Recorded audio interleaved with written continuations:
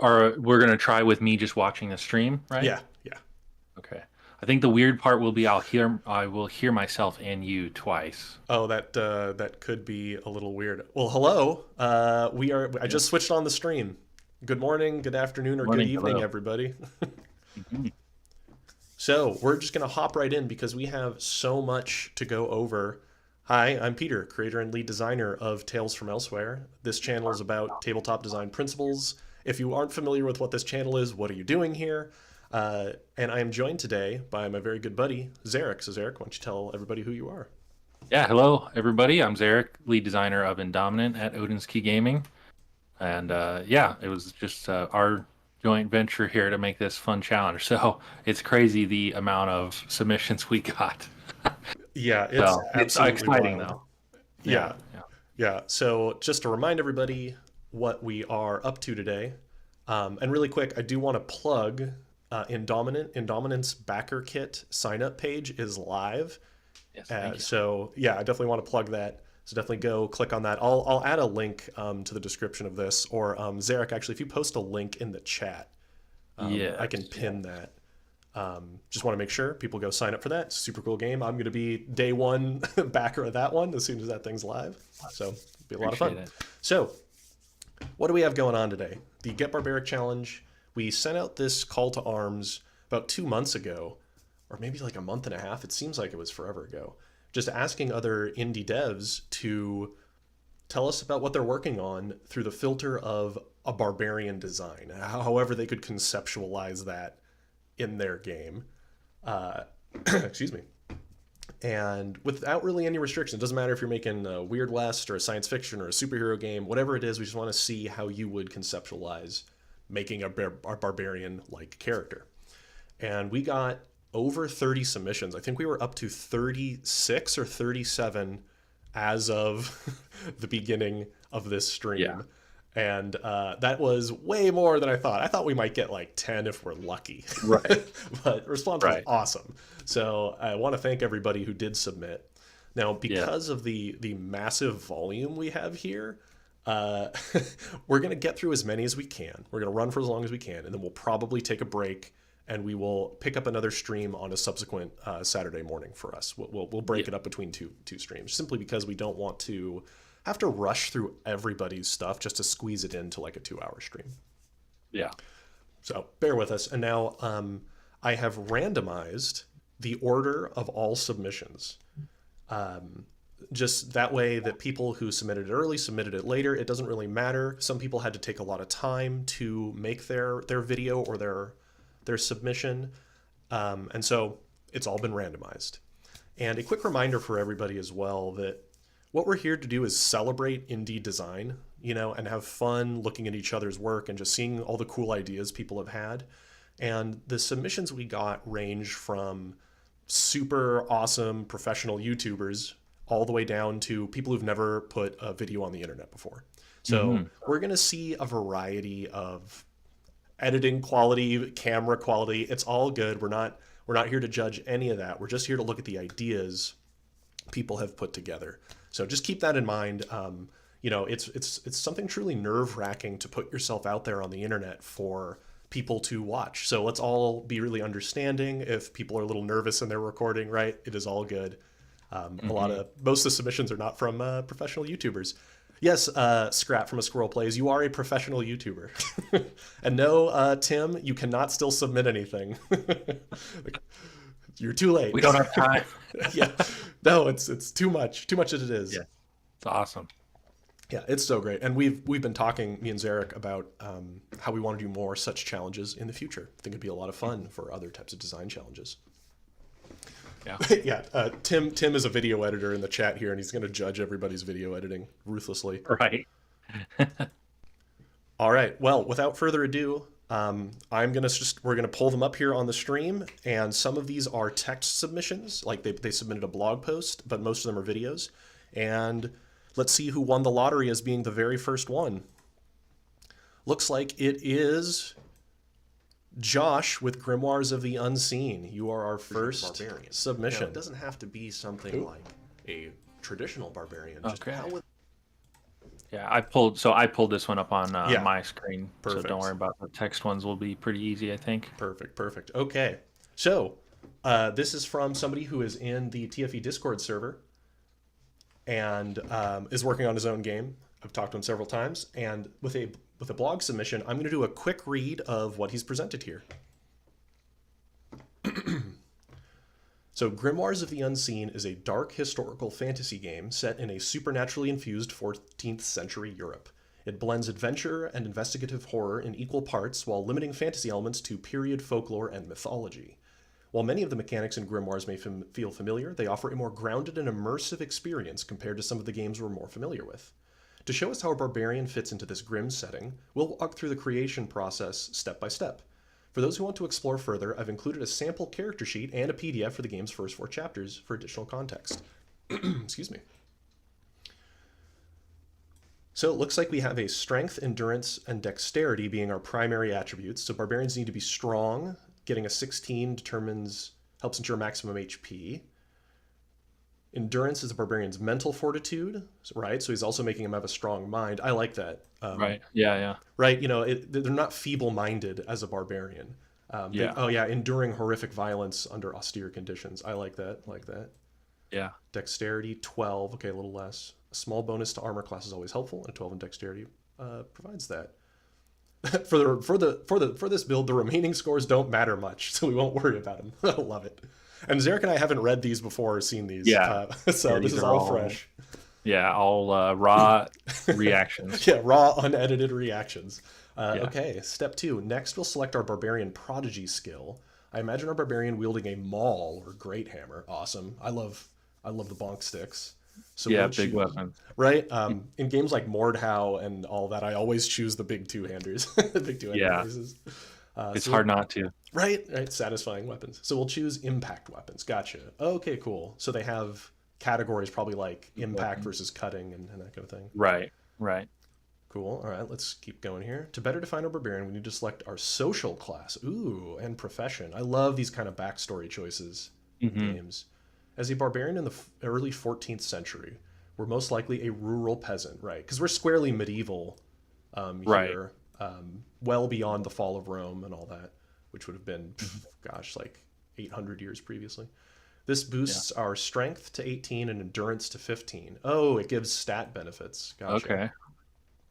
It also grants us novice level skill in athletics, emotional resilience, I like it, grit, animal handling, and tracking and survival. Okay. Finally, our social class provides us 75 silver pieces to start. Yes, I love minutia in money tracking. I know a lot. I'm like one of the only people that had the simulationist side on, those tests. Yeah. Yeah. Right. For our profession, we'll select Bandit, ooh, which allows us to gain 5 strength-based novice level skills. We'll go with edge weapons, throw, intimidation, block and parry, and brawling and grappling. Nice. I like it. I like that it looks like you can have some utility skills like emotional Mhm. resilience, animal handling, Right. tracking, and things like intimidation and fighting stuff in here. Seems cool. Yeah. Now we need to select our barbarian's name and age. Love the idea of being a Norse woman who hasn't yet given up the Viking ways. We'll name her Freydis. Oh, I'm Eric's Yeah. I daughter. don't even want to try that Oh, one. it's Eric's daughter is what that is Eric's. translated Yeah. to Yeah. English, but Eric's daughter. As long as Dadi isn't here from Mystic Arts, he won't make fun of me again for mispronouncing this. To commemorate the historical daughter of Eric the Red. Love it, love it, love it. She'll be 28. Oh, your age gives you skill points. Oh, Ah. Oh, but you can be kind older of and it would traveler like. right. And it Yeah. would make some of your stats change as you age. So some of your Hmm. stats go down, but your skill points go up. Oh, that's cool. Interesting. That's super Yeah. I like cool. that. Okay, so he starts distributing the skill points, emphasizing looks like a lot of combat stuff here. All right. Oh, Oh, so you for get to select a god that you worship with a religion skill. that's Interesting. cool. I like it. Okay, we have some classics here. Um, Oh, you select 4 Norse gods she worships. Oh, that's nice because for most Oh, people, it wasn't just one right. deity, Yeah. right? It depended on the context you needed for their. Oh, wow, you can have modest minor boons and modest miracles. That's cool. Hmm. Ooh, here we go. Now we get the horror stuff. Phobia. We chose a phobia and dark secret. For her Wow. phobia, we'll say she's a fear of crowds. Oh, that's interesting. As somebody who would need to wade into the thick of fights, but being afraid of crowds, it's interesting. So Yeah. she likes a solitude. Oh, solitude and fringes of society. Dig it. Mhm. For her dark secret, we'll say she accidentally caused the death of her only brother, who drowned in the sea while she was teaching him to swim. That's cool. I imagine that the game will let you like leverage these dark secrets and phobias as you play, because it's kind of a dark fantasy. Finally, it's time to equip. Okay, so we can buy a maul for 10 silver. Nice. Get some padded armor. This is some classic stuff. And mail shirt. Ooh, oh, okay. In this game, you have armor layering. That's cool. That's very simulationist in a good way. I think that kind of stuff is neat because historically, armor was made up of various layers, right? Each Right. layer being its own defensive measure. Yeah. Yeah. That's cool. Especially like cloth padding was actually very effective too. Exactly, exactly. And you wouldn't wear mail like over a shirt. Right. You need padding between you Yeah. and the mail. Absolutely. Because it would not be comfortable otherwise. Yeah. No. uh, yeah, that's really cool. I know that I know I mentioned it before, but not everybody's down for the simulation side of these things. But I like when games are willing to go into that sort of thing. It's not for everybody, but I Yeah. actually do find it very cool. Hmm. All right, so combat and Grimoires of the Unseen allows characters to use defensive, balanced, and aggressive stances each round. Ooh, Yeah. very, very HEMA in that Hmm. way. Okay, so Okay. should Wow. It makes like a huge change to your character. It seems like what you're wow, saying too. yeah. Yeah. When your action economy is way higher in aggressive stance, but you don't get any bonus to AC. I see. With plus Right. 10 bonus to AC and defensive stance, if we compare Wow. that to her base AC, we can see that it more than doubles it. So it makes your armor class, how hard you are to hit is much more player controlled, Hmm. which is interesting. You can really be tanky, but still have actions to fight. It looks like you can two actions to swing a maul. Interesting, and then balance is a mix between the two. Right. That's Get cool. half the bonus of each, pretty much. Yeah. Yeah, that's cool. Salty Nick, that simulates chafing. That's a little Chafing. too simulationist for me, buddy. I might check out at that point, and I'm a simulationist kind of guy. Okay, so she's difficult to kill. When reduced to 0, she makes a grit check to return to 1. Oh, that's why she pumped up. That's why this build pumped up grit, so that Right. it's easier for her to stay up. Yeah. Makes sense In too for a barbarian. It's that like never die kind of Right, thing. yeah, I Never like stop it. fighting. That's great. Exactly. That's cool. I won't dig into all the percentages he has here, but at a 78% chance to roll 15 or higher, it means that Freydis is going to be super tanky. But Hmm. tanky in a way that's not mitigating damage, tanky in a way of just refusing to go down. Right. Right. And Piotr, no, I've not done HEMA, but I'm a fan of watching it and a lot Hmm. of historical recreationism. But Yeah. no, I have not done HEMA, sadly. I've talked to some HEMA folks, and I always find it really helpful when trying to design for like medieval combat, just to at least get Right. input in that Right. regard. Yeah, Especially if you want to be simulationist, it definitely helps a exactly. lot. Yeah. Because yeah, the HEMA folks are very simulationist people in general, and I love it. Okay, so you gain XP per 1 hour of gameplay. Oh, that's cool. Reminds me of Adventure League back in the day in D&D. It's based on the session length, and she could start pumping Right. them up. That's really cool. Well, Yes. that's an awesome submission. I love seeing the simulationist approach to this. You don't get to see that a lot these days. So thank you, Josh, for submitting that one. We'll just keep trucking on, just because we gave live commentary during that. Yeah. Yeah. During that one. Next, we have Gnomebot Studios. You are next. This Grit RPG is really cool. Oh, let me get this all set up here. So this one's a little long, so we're going to watch it on an increased speed, and I'm going to skip a preamble a little bit here. So Grit Fantasy RPG is already out. This is a game that can be bought. This guy's really cool. He has a YouTube channel about his game. He wrote this whole game and illustrated it himself as well. It's Oh really wow! impressive. I Yeah, didn't know that. That's awesome. yeah. This guy's awesome. So let's cut ahead here. Are you doing making the everybody else. watch together, or you want me to try to I'll watch? try doing it on YouTube here, and let me know. I can switch over to watch together.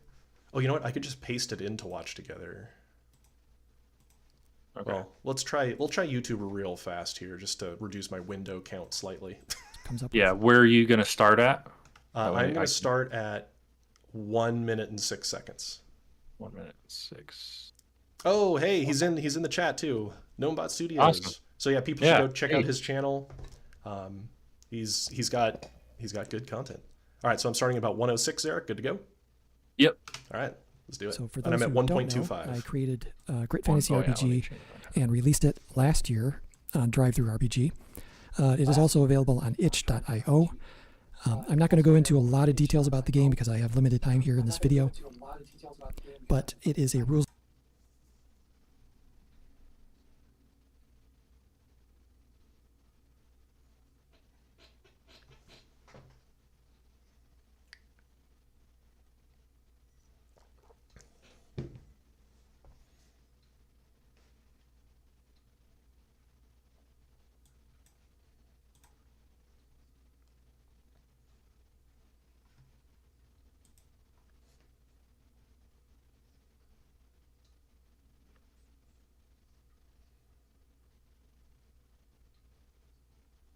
One that a GM has decided looks to like people boost can't up, hear. Fixed there it. are Sorry. choices in the beginning, which is an option. It is not written in the book, but you can always do this as a GM and make them a little stronger to start. So the first one I'm going to get into is going to be the standard barbarian, Grunk the Destroyer.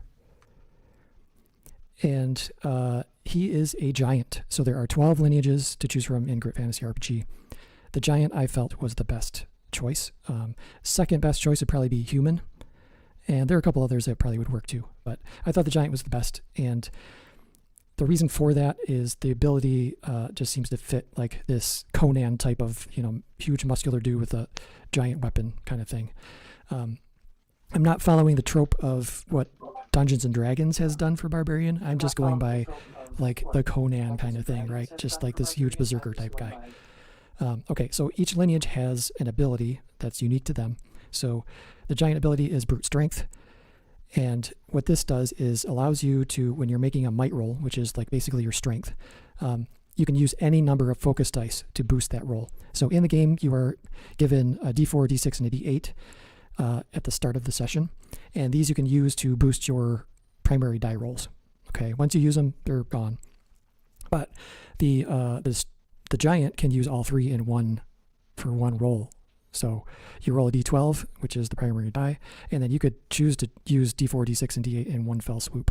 So I thought this represented a berserker kind of, barbarian type character pretty well. So the next part of this is the stats. So they're called aspects. You get 5 of those.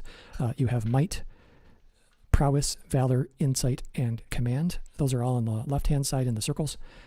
I went with the standard array in the book for the quick build option. So in the game, you can build characters as a quick build, which means you basically randomize multiple steps in the process. So it's super fast. Like you can make a character in 5 minutes. So I went with might +3. That is the maximum you can have for an aspect. Prowess is 0, which means you just roll a standard d12. Valor is +1. That's your resistance, constitution, and courage. And then insight is -2 because he's not the sharpest tool in the shed, but he can swing, a weapon pretty good. So -2 insight, 0 for command. Command is like your charisma or your social ability, right? Okay, so those are the aspects. Soak is 0. Soak basically just reduces damage that you take in combat. Grit is your health. So every character gets 10 grit. So you have on the left, in the left box is your current, on your right box in the red is your kind of maximum. It never goes beyond 10 in grit.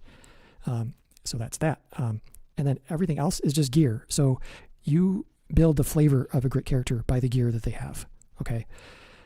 So a standard build, you get 1 unique item out of 20, and you get 4 basic items. And those are 2 D20 lists that you can choose stuff from. So I chose the Dread Hammer, which is a melee weapon. It's an indestructible, and basically on high rolls, it stuns the target. Okay. That could be very deadly with a follow-up attack. Okay. Okay, and then this also deals double damage to structure, so double damage to doors, anything that's just structural, right? So that's awesome. For the basic items, I gave him a hand axe, which gives him the ability to throw a weapon. A climbing kit, because don't barbarians climb walls and get into the forts and destroy everybody? So we've got that. We've got a couple torches, which are versatile and useful. And then you have Moonberry Juice, which just heals D4 grit. So that is Are you a getting basic feedback character. from me, Peter? That is the standard 6-step build for Grit Fantasy RPG. Now the second one, which is the more enhanced version, I went through a little different process in the gear selection, but everything else is the same. Okay, so name, lineage, ability, aspects are all the same. And so what I went with this is the unique item is what's called Armlets of Fury. So your brawling attacks deal full melee damage. In the rules of the game, brawling attacks like kicking, punching, that kind of stuff, they only deal half damage rounded up. So basically you can punch like it was a sword or an axe or a mace or hammer. Okay. When you're rolling high on this, you knock them back a short distance. So not only is it full damage, but you also they go flying short distance away. Second one, Belt of Badassness. Now this is an artifact, and there are a ton of artifacts in the game. Okay, so the loot tables are huge. There's 20 d20 tables. By wearing this gigantic, highly polished belt, you may sacrifice a focus die, one of your d4, d6, or d8 dice, to negate one incoming attack. So if you're attacked, you could just sacrifice a focus die and nothing happened. Okay, that's awesome. That gets around the no armor kind of thing. In addition to this, you grow a thick, permanent mullet. Is that not fitting? Okay, next one, Battle Forged Axe. This is a melee weapon, so whenever you use focus dice, when using this weapon, you gain +1. Okay, so d4 +1, d6 +1, d8 +1, right? Basic items, you get torches, a couple of those, Moonberry Juice like before, and then I gave him one consumable item, which is the Rage Potion.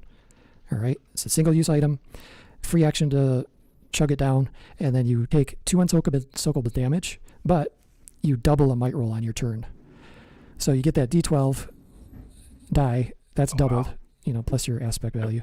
And then you get your brute strength ability on top of that if you wanted to load up. So the outcome for damage for this could be pretty substantial. So that is the enhanced barbarian. And that's really all I have to, show for Grit Fantasy RPG Barbarian. I think Barbarian's a little more simple than some other types could be. So I'd be interested to see, what I could come up with for other types. So this gives me some ideas for future videos. But that is the Barbarian for Grit Fantasy RPG. And I just want to say another shout out for Peter and Zarek for this challenge. I appreciate that you reached out and gave me the invitation. And I think it's going to be fun. And just want to say, hey, everybody, thanks for, you could just Okay, here, I'll pause it there. Yeah. That's a really cool, it's like a classic barbarian, right? Mm-hmm. So for those who haven't looked through Grit Fantasy, you'll notice how math light a lot of this is. It's full of a lot of really streamlined, expedient rules resolutions. It's really clean. And people were talking about the Mighty D4 in chat. If you haven't watched his other videos, there's just he has some really good conversations about how to randomly get random inspiration, randomly determine things in the adventure. Just go check out his stuff. But yeah, this is the mullet. The mullet. Yeah, the mullet's great. I just imagined that giant with a mullet. Yeah, exactly. Cool. As I was reading it, it says, and you grow a thick, permanent. I was expecting it to be, it's going to be a beard, like a beard. Yeah. But nope, it's the mullet. But a mullet, that's great. Yeah. Yeah. I like when games have fun like that too. So it's good to have fun. Right? Yeah. I know I live day to day in the in the horror space, but I actually do really enjoy non-horror elements. It's like that. Yeah, super cool. Very straightforward. Well, it's because Grit Fantasy, the characters aren't overly complex, right? They're not meant to have a laundry list of abilities. It's supposed to be you could roll up a character in just a minute, right, and be ready to rock. Right. So very cool. I like that he went with in the first build we have another two-handed hammer. We have another maul. Yeah. Yeah, that Dreadhammer sounds awesome. Yeah. Yeah, yeah. Stun and then like breaking down doors. It's really cool. Mm-hmm. Yeah, deal double damage to structures. Love it. Good stuff. All right, let's keep going. Excuse me. All right, Do you want to try watch together on this one? Yeah, Sorry. yeah. Let me copy. Let's I know try it's this. more work, but Oh no, it's all right. I kept that window open. Oh hey, Jordan. I just saw you. Do pop with in that. there. oh nice. Hey Jordan, how's it going? So I'm gonna try using watch together. So everybody be patient with me for a moment as I try to get this to work correctly. Let's play. Looks like it's working. Yep, I'm just gonna make sure that I have the screen looking okay on the stream because I can zoom it in a little bit because it's in kind of a funny. Right. Let me just make this look a little nicer for everybody. All right, so this one's also a little long, so we're gonna have to speed it up a little bit because it's over 10 minutes. Let's play a game. So this is pause it here. So this is Odin. He has his own game he's working on. Some people may already be familiar with it. Let's just check it out. Oop. I'm talking about. Hit Sure. number 1. They usually deal the most damage. Hit number 2. They generally deal even more damage than that. Hit number 4. They're bad at counting and talking and generally thinking. Hit number next one. Door are for smash and impromptu shield at best. Hit number. You know what I'm talking about, right? That's right, we're talking about everybody's favorite plot development and party nightmare, the big oafs themselves, the Barbarian. Not only that, we're going to be building one, the best one we can. How many D20s can we slap on a big sword? How many swords can we attach to that sword? How much damage can we soak up? And what can we sacrifice to get more swords on our swords? Let's break down how a Utopia TTRPG Barbarian would look and just how crazy they can get. You have no idea. I received a challenge from Tales from Elsewhere Games and Odin's Key Gaming. Their links will be below. They're hosting an event called Let's Get Barbaric. Me and several other developers will be using our own systems to design our barbarian archetype. When I heard this, I was ecstatic. I talk all the time about how Utopia's main premise is customization. What I don't talk about, and what some astute players and potentially troublemakers have discovered, is how gnarly you can get if you really bend these rules to your whims. You can get some very high-risk, high-reward builds in this game if you choose to hyper-specialize. And what better way to do that than to design the beefiest boy we possibly can? You know, I think this ties pretty well into another topic. Stick around. I may just spoil some things about Utopia's first expansion.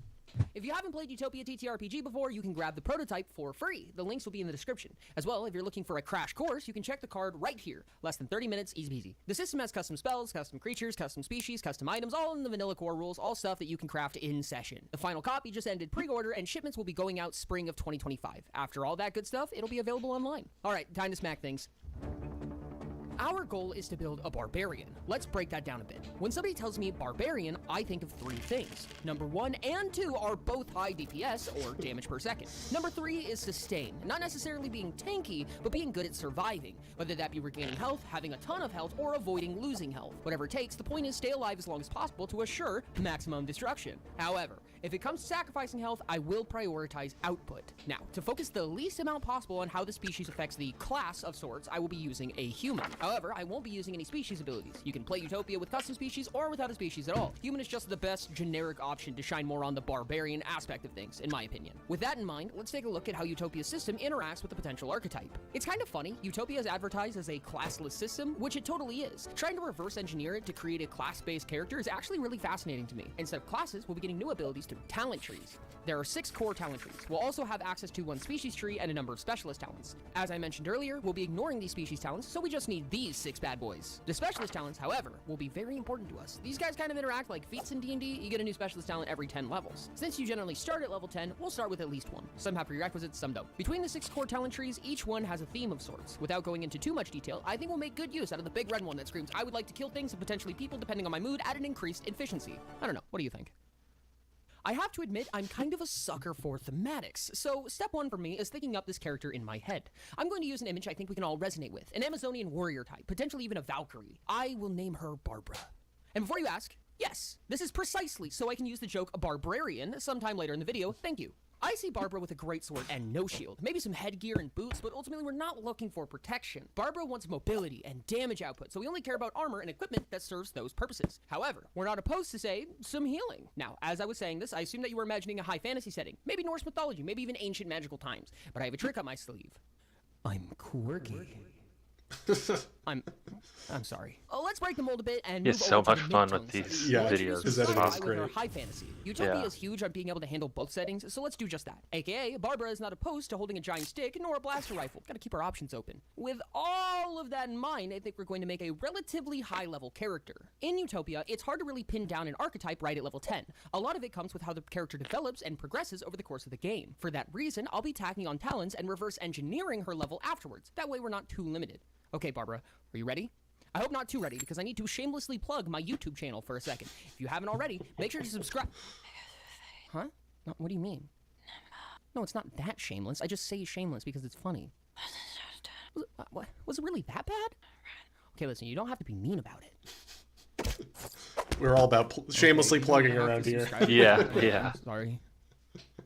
Okay, big red talent tree. This tree is called Warfare, and it'll be Barbara's bread and butter. Starting with this left side, we'll take... Yeah, we'll take all of them. First is Cleave. When we make a melee attack, we can carve through them and into the next. Yes, please. Thank you. Brawler? Better at grappling? Yep, that please. Charger? Reduce cost if we run at them? Absolutely stunning. Blitzer? We can spin around and hit everybody in range instead of just a single duder? You're too... I'll spin to win. Okay, Yeah, glad that was yeah. settled. What about that center line? Some Okay, classics this is like a there. candy shop, and I'm like a Yeah. child. I don't want to just make God, so I'll limit myself.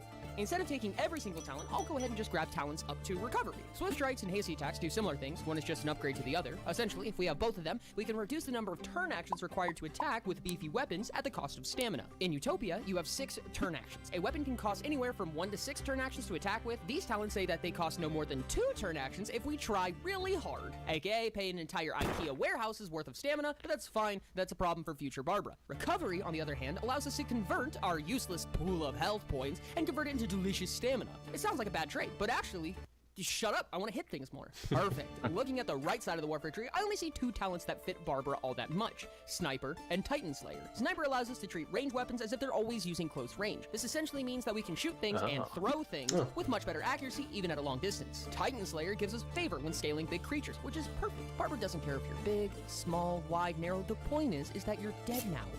All right, I've had my fun. Let's see some other trees too.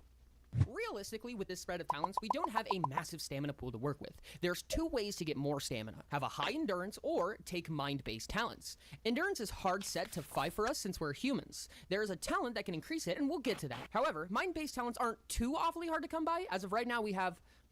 Oh, our mind score is 0. Yeah, no, we're gonna need those pretty bad. All right, let's see what we've got. We need to go down innovation. This may sound weird, but hear me out. Innovation is the tree that allows you to craft custom items. The center line specifically allows you to craft items of higher and higher rarity. The more rare an item gets, the more features and abilities we can put on it. So, Barbara make big bonk? We're going to take the first 3 talents There, from the we center got another innovation hammer. tree, allowing us to craft up Yeah. to rare items. And to make sure our endurance is as high as possible, we'll go all the way down to the center of the prowess tree. The prowess tree has a ton of generically useful talents. This specific line will give us extra sub-trait points, another gifted sub-trait, and then of course, another point in endurance. Absolutely massive. In case you haven't heard of them, sub-traits are basically the scores you use when doing generically difficult tasks. Doing a backflip, we'll check your stunt score. Looking to be a barbarian, infinity +2 power, easy dubs. And I think we're looking good. Let's recap. Based on our spread of talents, our barbarian will be level 48. That's actually a pretty mid-level character, I'd say. It's not really scraping the ceiling of Utopia's content in any way. I mean, as you saw, we took a chunk of one tree and tidbits from 2 others. However, this is a very seasoned character for sure. Barbara will have a total health pool of 243, that's a lot, and 126 stamina to play with. That's actually pretty decent for our purposes. Some stamina replenishment would help a lot, but you regain stamina pretty freely outside of combat. So as long as Barbara takes a 2-minute tea break between committing crimes against humanity, we are good. Here's how I see her. Barbara is a galactic veteran of sorts. She travels from planet to planet nomadically. She'll find herself a home in a lush area, reap its resources to sustain herself, conquer its wildlife, gain access to a new set of tools and assets based on what the planet has for her, and then continue on. She uses a massive 2-handed broadsword made of stone. It's massive and bulky, but she can swing it in only 2 seconds flat back to back, carve through enemies even, making her an absolute berserker in fights. As backup weapon, she has a blaster rifle that she looted from a marauder some time back. Her armor includes some jet boots, a stone helm that protects her from psychic attacks, and a thick totem around her neck that prevents people from being able to use divination on her. Her steps are loud, but she leaves no tracks. Nice. Nice. This was so much fun. It was really cool pushing the system and molding it to an existing archetype. It's about time I finally make a video about creating a specific character. Archetypes are actually a huge part of Utopia's first expansion. I created this character heavily based on one of the archetype trees slated for the next volume. That archetype is called the Zealot. I considered creating a Warden, which is also an archetype planned for the next book, but I felt that Zealots would be much closer to the heart of the idea. Thank you so much to Tales from Elsewhere Games and Odin's Key Gaming for coming up with such a cool idea. Please show them some love through the links below. Honestly, really awesome. They'll be going through each submission live at the end of February. Barbara is probably going to end up being a canon character if I'm not careful. I didn't go over what her exact items do, but you can click the cards on screen if you're interested in checking out the video about how to customize and design items in Utopia. Otherwise, there's some other videos you may be interested in. My favorite video is the subscribe button. I highly recommend. All right, I'll pause it there. Yeah. For those One thing I wanted to. Go ahead. Oh, I was just gonna say when he said level 48, I think you start at level 10 in Utopia. And, level is less like you do in D&D, where you start at level 1 and advance slowly. It's a measure of your the aggregate of all of your talents and features. Yeah. And so when you start a campaign in that game, you will pick what level to start at depending on the power scaling you want. So yeah, that threw people off. And to answer the question about the 6 actions, so it's not that each one of those is an attack usually, because most things you do cost between like 1 and 3 actions. So I believe that you're spending them in bigger chunks rather than each as a discrete item. I haven't actually played Utopia yet. Just I've watched his videos, but that's my impression of it. I think it's like 3 actions to attack. So that 6 isn't like 6 whole things you do, but exactly.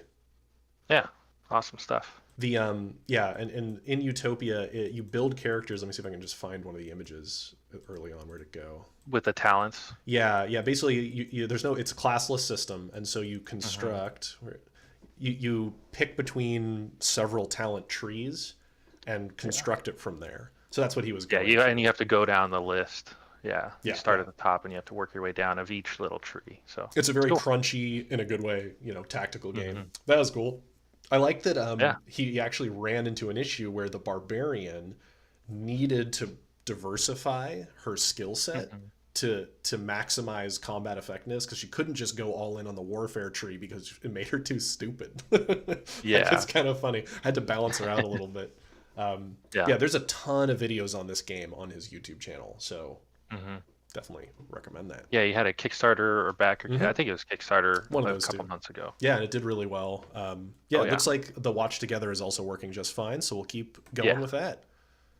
All right, next one. And for those that came in a little late, I have randomized the order of the submissions. So these are completely randomized now, not based on when they were submitted. Okay, gonna pop in the next one. Looks like, it's Barlow Keeps video. Yeah, that tea break joke was great. It was awesome. Yeah. Here, we're gonna keep doing it 1.25 so we can still hear them and understand them, but it makes them go a little bit faster. So I don't know. Yeah, I was gonna say, depending on the speaker, maybe we can even jump up to 1.5. For me, probably you need to adjust up. Like me and Zarek, our submission is mixed in here somewhere, but it was randomly determined. So I think they're a little later. Let's go for it. I think we're both towards the end. Out. In. Out. Barbarians. I'm already really liking this. Warriors stripped of banners. Predators without a pack. The last disciples of rage. Men who once lived by the sword, who died in blood and fire. The world changed. It bent its knee to the transistor gods while the Reaver idols pulsed in their towering neon temples. But we remained, waiting in the archways, watching from the doorways. In a world that worships control, we are the last heretics. We do not build, we break. We do not rule, we serve. And yet, we reign. Greetings, adventurous travelers and fellow keepers of the lake. How are you all doing? Welcome. This video is a part of a big Great TTRPG voice. design challenge put out by Great the voice. Sheriff from Tales from Elsewhere and Odin Gaming, where a bunch of indie game creators create or redo the Barbarian class in their own game of choice. Behind the scenes, my friend Lazar and I have been building, or more like unearthing, a system for our own modern horror setting. It's a rules-light D100 roll-under system that is built to keep the players pushing their narrative forward. We wanted something that is in between Call of Cthulhu and Cult's take on Powered by the Apocalypse, and this is what clawed its way to the surface. Players take on roles of regular people. They're forced to confront the cruel, rotting core of the modern world. But beneath that decay lies something worse. A deeper, unnatural truth. Certain places, certain people have been touched by the thing that marks the end of human understanding. This game is all about psychological horror and dark, uncomfortable truths. We don't need any flashy monsters. If you look closely, real monsters are all around us. The idea here is to walk you through the high-level rules of our game and then use that to... So skills and The aspects invincible are the trick. core of Yeah. the system and the core of any character. It's their DNA in a way. So skills represent broad capabilities that define what the character can do. They range from 0 to 100. The higher the skill, the better the chance of success. An average person would have 30% in each skill. On the other hand, someone who has mastered the art of a certain skill caps at around 70%. While skills answer the question of what a character is doing, aspects define the context in which the action takes place. So each aspect represents a distinct category of influence or the environment. Industry represents all things man-made, from towering skyscrapers to intricate machines. Nature encompasses the natural world and the manipulation or understanding of organic matter. Science encompasses disciplines that seek to explain the natural and artificial world. Society covers human behavior, relationships and cultural systems, everything from individuals to entire civilizations. Spirituality represents personal and cultural understandings of the metaphysical, including rituals, philosophies, and religious practices. And last but not least, the void. It reflects the unknown, the unknowable, where human understanding stops. The truly metaphysical is the realm of the supernatural, the cosmic horror, the phenomena that exists beyond logic and comprehension. So how proficient a character is in each aspect is represented by an aspect die. This can range from a d6 all the way to a d20. An average person would have a d6 in each aspect, with void starting at 0, if they haven't had any contact with the otherworldly. So, like in other games, we roll dice to see if characters succeed or fail at a certain thing. We call these checks skill checks. Simple enough. So you can just roll a d100 and see if the result is less than your skill value. If so, you succeed. Sometimes the stakes are higher and the character needs an edge. That's where aspects come in. Up to 2 aspects can be combined with a skill roll for a greater chance of success, provided that the player rolling the dice can actually give you, an explanation narratively how these fit into the situation. So, for example, unlocking a warehouse door. You roll force, and you use the industry aspect. But using a crowbar as leverage, you might want to roll force plus industry plus science. On the other hand, if you're cooking a delicious meal, you can roll shape nature. At the end of the day, you are shaping organic material. But you can also roll the same thing plus science if you're doing a surgery, if you're a doctor. Moving stealthily through the jungle, roll adapt plus nature. Blending in with the crowd in a big city, roll adapt plus industry, you're in the city, right? And you're surrounded by people, so you can use society. There is more depth to this system, of course, but you get the basic idea. The last mechanic I want to mention is similar to Call of Cthulhu, and that is sanity. It measures how many horrific things a character can endure and how many unspeakable truths they can witness before their mind fractures completely. When a character's sanity drops low enough to reach the breaking point, their mind falters. This moment marks a shift, a scar is carved into their psyche, and the character gains what is known as a trigger. Triggers are conditions that are tied to character's trauma, and when these conditions are met, they force the character to go through what is called a manifestation of madness. Basically, the character loses a part of their ability to maintain control over their actions. The cool thing here is that we don't have to use triggers just in this way. Players can create certain triggers that have interesting effects at character creation, usually with some hindrances that go alongside it. And with that done, let's start with the Angry Bouncer Barbarian. And so I stand, a cold slab of flesh and bone, while the youth bail for entry, eager to offer their bodies to the machine. They reek of lithium and metal, their voices desperate, pleading, demanding. But all I hear is my own breath. In, out, in, out. As long as I can hear it, they are safe. But if it stops, if the silence swallows me whole, God help these maggots. To create our barbarian, we have 25 points. I would say this guy, in terms of moving, shaping, or adapting, not that good, but quite good at force and control, and a little bit of shape. For aspects, I have 9 points, and I can use them to upgrade the starting aspect die to the next die size. I would say that this bouncer really feels natural in an industrial environment. And also I would say that he knows the human body enough to know where to hit to cause most or least amount of damage proportional to the pain. Observing society is his job, so he knows how to read people. 3 points into society. Just for good measure, let's say that this bouncer has seen things bordering unnatural in the late nights keeping watch. So I think we can put a d6 in Void as well. So to simulate how barbarians in other games have this feature of rage, we can use our triggers. When a conflict arises and the bouncer can't focus on his breath, he will go into full rage mode for 1d6 momentum switches, basically rounds. The muscles would tense and the red mist descends over his eyes. His rage boosts all of his physical stats by 10%, but he will attack anyone and everyone around him until he comes down or all targets in line of sight are eliminated. And I would add that this can only happen once per conflict. So this is how I would design the barbarian in our game, and it would be really interesting to play alongside a character like this.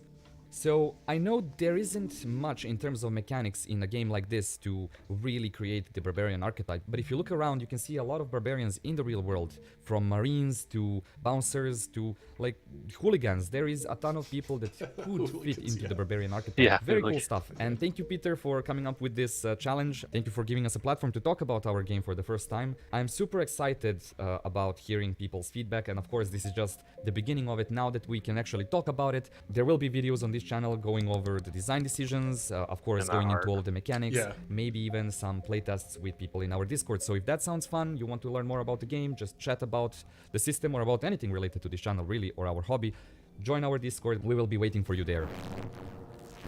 That art right there is so awesome too. Yeah, I should not be shocked that Barlow Keep had such an immersive and like well-presented submission. For those who haven't watched his content, a lot of his guidance in his videos go into how to really immerse players in games, and I've always been jealous of his table setups for when he runs games, because he'll like customize them for the system and the session he's gonna do. Right, it's super cool. So yeah, wow, it was really the random number generator was good here, because it put Utopia RPG, which is a crunchy generalist TTRPG, next to one that's like pure vibes. You know what I mean? Yeah. So cool. I'll go back to the character sheet here that you had up, so we can maybe talk about that. I really like, actually, where'd it go? We had it somewhere on here. I'm bad at finding this again. There's one towards the end. Towards the end? Okay. Yeah, after the second. And by the way, your voice, that's amazing. And that was sped up too. And your voice was still super deep. That was impressive. All right, here we go. Here's the sheet. I like that these skills and all that we're seeing here and aspects are interesting, because they're more contextual than, really prescripted like a lot of other games do. Like, I love industry as something you can specialize in for the bouncer, the big city bouncer. Oh, that's super cool. Right. Yeah. That's very cool. Yeah, I like this sort of minimalist minimalist approach, because it's a deep percentile system, and so the math of it is really straightforward. It's all good. I know, Barlow, that you'll it will be some super flavorful, like super artsy, awesome design later. Oh, I'm sure, just based on that art on the like what looks to be the cover and stuff. Absolutely, I'm sure. Yeah. This looks better than my first character sheet that I put together. It was basically just an Excel workbook, so like unformatted Excel workbook. Yeah, that's how super our first cool. one was. I hadn't heard anything about the game you're working on yet, so I'm excited to hear more about this, because that sounds awesome. That sounds super cool.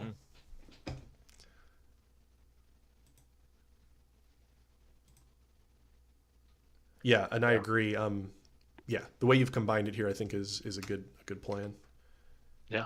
All right, let's keep trucking on, y'all. We're like 45 minutes in. And I mean, that's what, 4? We got through 4. Okay. Yeah, this is the 5th one here, so I guess I'm not moving as fast as I. Did that link not work? Yeah, we want to actually like talk about them too, right? So it's hard to like Yeah, rush through them. We don't it's want to better just to have zoom fun through. and oh, here it is. Yeah. Okay, and I'm gonna Yeah, the just sheet was nice, honestly, even though it's minimalist. There's nothing wrong with that really. absolutely. Okay, with this one, Hi, this is Mark. oh, I'm gonna pause it really fast just because make sure. So this is Mark who's working on Adventure's Call, and I heard music from I believe Howard or not Howard Shore, but from the Conan soundtrack here. So big thumbs up there immediately. Let's turn him up just a little bit. Developer of Adventure's Call, and I'm answering the call from Tales from Elsewhere and Odin's Key Gaming to build a barbarian in this classless fantasy role-playing game. Love that art. So here's the character sheet for Adventure's Call, and we're going to develop a barbarian character named Gunther Ancora, Ancora meaning the enduring in the barbarian tongue. Adventure's Call is very much based on making sure everything kind of plots to a normal curve, so it's very unusual to have extremely high scores or extremely low scores, and the way we do that is by rolling success dice and then by purchasing our traits, and to purchase at higher level is much more expensive, as you can see on the chart here. Success dice are dice which provide a 1 in 3 chance of success. I've made these at home by taking blank 6-sided dice and marking 2 sides of them. You could also count 5 or 6s on a traditional 6-sided dice, or if you have a 3-sided dice, a 3 on a 3-sided dice would work just as well.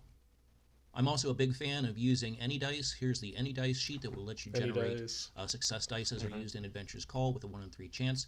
It's nice because it additionally shows you the chance of rolling the number of successes on a certain amount of dice. So here I've highlighted that we rolled 4 successes, which gives us 22 points to spend on our character. And you'll notice that buying higher levels of traits costs significantly more. It's not a linear scale. So buying a heroic level costs 12 points, buying a gifted level would cost 7, buying an above average level would cost 3, typical 1, and lacking doesn't cost you any. So starting with 22 points, we're going to give Gunther 4 in endurance, which costs us 7 points, which brings us down to 15. We're going to give him 3 eaches in agility, health, and perception and might. Those are 3 points each, so that brings us from 15 down to 12, leaving us 3 points. So we have 1 point in each of the other traits, wit, will, and sociability, which allows us to give him a typical score in each one of those. Those are the primary traits. There's also secondary traits, which are actually the more volatile traits that are used for the game mechanics. The first of those is stamina, which is based on your endurance. It determines the number of rounds you can fight without needing to rest or actually suffering physical damage from exhausting yourself. The second of those traits is vitality, which is akin to hit points. It's determined by your health score, and Gunther has 9. The third secondary characteristic is mana, which controls the ability to wield the weird or cast spells. That's not going to have very much of an effect on Gunther since he's really not going to be a spellcaster. The final of these traits is morale, which reflects your ability to stand in the face of battle or choose to run away and fight another day. And Gunther is no one's fool. He would rather live than die on the battlefield. In addition to Gunther's traits, we need to pick his skills. Skills in Adventure's Call are split into 2 groups, adventuring skills and occupational skills, which are handled in the same way. They're just kind of split into 2 different sections. For each section, you can choose either 3 at a novice level, or 1 at a practitioner level and 1 at a novice level. So for Gunther, we've chosen 3 adventuring skills at the novice level: unarmed combat, which is wrestling and pugilism; melee, which is fighting with weapon; and berserking, which I'm going to come back to in more detail. And then we've chosen only 2 at the occupational level: survival, which is basically a barbarian's occupation, tracking, camping, such things like that; and stealth at the novice level. Coming back to berserking, which is probably the most important skill and was actually built into Adventure's Call with the barbarian character in mind. So when you have chosen this skill, you get a lot of advantages. You are terrifying on the battlefield and may cause opponents to simply run away. You do extra damage. You are more likely to do critical hits when fighting. There's even some magic resistance that you gain while you're in this situation. There are disadvantages, however, because you are no longer allowed to track your vitality points, and even though you can fight on below the point where a normal character would lose consciousness and be unable to fight, you might continue to hew your foes on the battlefield at a point when you are actually physically dead and can't be revived once combat has ended. Awesome. Important last aspect of character development in Adventure's Call is to choose values and personality for your character. For Gunther's values, we've chosen pleasure and challenge. He's not particularly greedy because money has no meaning to him except for those things he can turn it in, and his barbarian honor causes him to constantly seek challenge. In addition to values, which are how the character views the world, we ask players to choose personality traits for their adventurer. 2 positive, 1 or no neutral, and 2 negative. And for Gunther, we've chosen that he's trustworthy and confident, blunt, but he's easily offended and impatient. This selection of values and personality traits is not just a nicety in Adventure's Call. Classic. As players advance, they earn trade reward tokens for advancements. Fully 1/3 of the reward tokens they can earn are how well they role play their character in concert with the values and personality traits they have picked. I hope you've enjoyed Adventure's Call Take on the Barbarian. I encourage you to visit adventurescall.wordpress.com to read more about the development of the game and how we're making progress with its release. And I look forward to hearing from you. You can also send an email. If you're interested in playtesting this, I can get a copy of the rules into your hand at adventurescall.yahoo.com. Good adventuring. Awesome. And to purchase Yeah, a cool. Barbarian, Here, I'll stop on the here, character provide sheet a 1 in here. 3 chance of Okay. success. I've made these at home by taking blanks heroic level, cost 12 points, buying a gifted level 7, buying a And above average level. some folks mentioned they like this type of stream. Yeah, it's awesome to see all these different games and just how many people joined in this challenge. Like Right, yeah. Peter and I said, we were not expecting such a response, so it's really cool. Right? Yeah, doing more of them will be awesome, for sure. I just wanted to point out really fast, this is really interesting, and I love this chart on the bottom of the screen here, where it says, of 10,000 individuals, how many would be equal or better? This is not something you normally see in tabletop role-playing games, where somebody actually contextualizes how unique and outside the norm a character would be at that level, like at that mechanical level.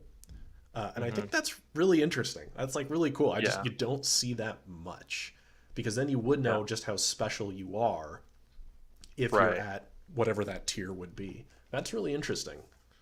I think that's like heroic is, especially if you go like above heroic, that's going to be very like a special achievement, right? Yeah. And I think I know people were already complimenting it in the. Sorry, I thought I had bookmarked. Yeah, the character sheet's great. Yeah, by the way, I was going to say I love the little details like the axe and shield. Yeah, on the sides. It's great. I think this is a good example of a game with a really clear aesthetic. Oh yeah, Piotr. Yeah, GURPS had it. I forgot about that. So yeah, this game has a really clear aesthetic in the artwork and the character sheet, and because it's such a simple. The numbers here are very clear. I've never played this game, but I can look at this sheet. I immediately understand like the theme and vibes the game has, and I could look at this and be like, I get what this character does. Just looking at the numerical differences. So really cool stuff. I like it because it also appears to be fairly low fantasy, right, rather than high fantasy. Seems a little bit more grounded in that way. Super cool game. Love it. I like that it's more grounded, but there's still magic, and I love the approach to magic that's like the weird. Yeah, exactly. I always find that fun. Yeah, really cool stuff. This is what's so cool about this is that I haven't seen a lot of these games, right? There's a lot of submissions here that I wasn't familiar with because I haven't checked them out yet. So I'm getting to see a lot of cool stuff. And if we do more of these, getting to see multiple submissions from these guys, like guys and gals going forward. So right. Cool. Cool stuff. Adventure's Call. Like it. Yeah. All right. Awesome. So the next one looks like we have a, this is one Funkin D&D. This looks like it's a text submission. Zarek, so if you want to just pull it up on your end. Let's see. Oh, we'll have to come back to this one. I had requested access, and let me give you access. You have it? That was me. Yeah. Oh, okay. Yeah, I requested access from my email. I saw it earlier. Okay, yeah. But I was busy trying to get ready. It's all good. Technical difficulties, y'all. Hold, please. Okay, I hit share, so you should have access now. Okay, let's try that again. Yeah, okay, that worked. Okay. Yeah, and so I think I had gotten a write-up as well, because that's the character sheet. Let me see if I can grab it. Sorry, I thought I put a file. I thought I linked a folder for this. I just have, that was the only link I had there. Okay, let me drop in our Discord chat real quick. Okay. Yeah, because what we have here is a sheet, and if we have a little write-up, will be cool. Sheet's pretty. Oh, this is nicer looking than my first Excel sheet, for crying out loud. You're all making me look bad. I'm working on a automated Excel sheet, and it's a lot. Yeah. Oh, okay. This write-up is what's on the page here. So what I'll do is I'll show the character sheet on the stream, and I'll read what you sent me. That'll maybe be a little bit more aesthetically pleasing for folks. So we've got the sheet here, and I will read it. So Funkin D&D, also called Funkin 5e, is an offshoot of 5th edition, tailored to my particular tastes, largely just for my table, but publicly available because I want to share. It started off as a collection of house rules and homebrew years ago, then gradually morphed into a full-blown rewrite during the 2024 playtests. To showcase a little bit of what I've made Torsk, my take on the Storm Herald Barbarian. Torsk is what passes for a dragonborn or lizard folk in my game world, a legionnaire of the Empire serving in the Northern Deserts campaign where he has learned as much from his enemies as his allies. Here's some highlights that you might not expect from your typical barbarian. Good defenses across the board, with a consolidation back to fortitude, reflex, and will saves. 4th edition, yes. Where's Cybrock? Is he in chat? And bonuses to all three. I think he didn't make it. Oh yeah, he couldn't make it. And bonuses to all three. This barbarian features proper mental defenses. Rage mitigates more than just physical damage and comes back with a short rest and doesn't end early unless incapacitated. I do like that. I like that the barbarian being feeble-minded actually doesn't often work for me, because somebody who like rebels and rages against things would be hard to break mentally. Anyway. Right. Well, and that's part of like what makes them a barbarian, I feel like, is that like, immense fortitude and will. Right. I know they're the saves in 4E, but yeah. Yeah, I get you. So movement control. Thanks to his Sirocco and crippling style, opponents Torsk closes with will have a hard time getting away even before he starts tripping or grappling. Torsk is also resistant to the same forced movement tricks that he might be used against him. Well, that's neat. I'll have to try to find. That kind of reminds me of Toma Battle Book of 9 Swords from 3.5. Yeah. Oh, he has like fire, basically like a fire stance, a fire rage. That's cool. Kind of like reminds me a little bit of 4E. Broadened options. Torsk can mix and match actions like dashing and disengaging while still raging and making an attack. Swap fighting styles to suit the enemies at hand, and has a good chances for grappling, overrunning, and disarming to boot. With his strength, he can even leap up to 30 feet if needed. AoE capability. Between the Sirocco, breath weapon, and cleaving style, Torsk can deal with groups of enemies surprisingly well, as long as fire damage is effective. Interfaces well with advantage and resistance. Funkin 5e, advantage and disadvantage. Attacks, disadvantage. So Torsk benefits from both his own sources plus anything his party can provide. Rage does not provide resistance, which interacts well with party members. Spells, items, etc. that can provide them. I see. So it gives them more opportunities for stacking. Advantage and disadvantage, yeah, right. Exactly. Right. I see. So let's take a look here. I'm obviously not familiar with this 5e rework, but it sounds like they've taken one of my big complaints about the Barbarian that I made a whole video about. Yeah. Right? That the Barbarian just doesn't get to do cool things, and I like when marshals get cool things. And it sounds like this character, they can switch between like a cleaving stance and a crippling stance, and they get like a fire aura rage. Yeah, that channel Sirocco. Yeah, there's some cool stuff to spice up the Barbarian's otherwise kind of binary gameplay. So, right. It's a lot more special than just I swing a big axe or hammer. I reckless attack every turn. And I, not to derail this with me complaining about 5th edition Barbarian, but I don't like reckless attack as it is in 5th edition. Anyway. Yeah. I know, right? It's funny because that video you just mentioned is like the whole reason this challenge happened. Right? Yeah. I got all ranty. I think I was ranting to my regular Dungeons and Dragons group about it. I'm like, I just make a video about this, and it turned into this giant challenge. So it's great. Yeah. This is super cool. I always like one of the first steps I think a lot of designers take is they take their existing game, the one they usually play, and they start tweaking it and customizing it. I know I used to make a ton of much worse homebrew. I made really bad homebrew when I first started playing D&D, but it's cool to see somebody digging in and trying to make this more interesting, for sure. And if you're watching Funkin, or you end up watching this, if you haven't, take a look at Tome of Battle, Book of Nine Swords from 3.5 edition. You can find it online. I think you'll get some cool inspiration for like fun, dynamic martial stuff. Yeah, super Yeah, he cool. may already have, honestly. He has, like, on the server that I met him from, he has like a whole system pretty much of like his own sick. reworked 5e.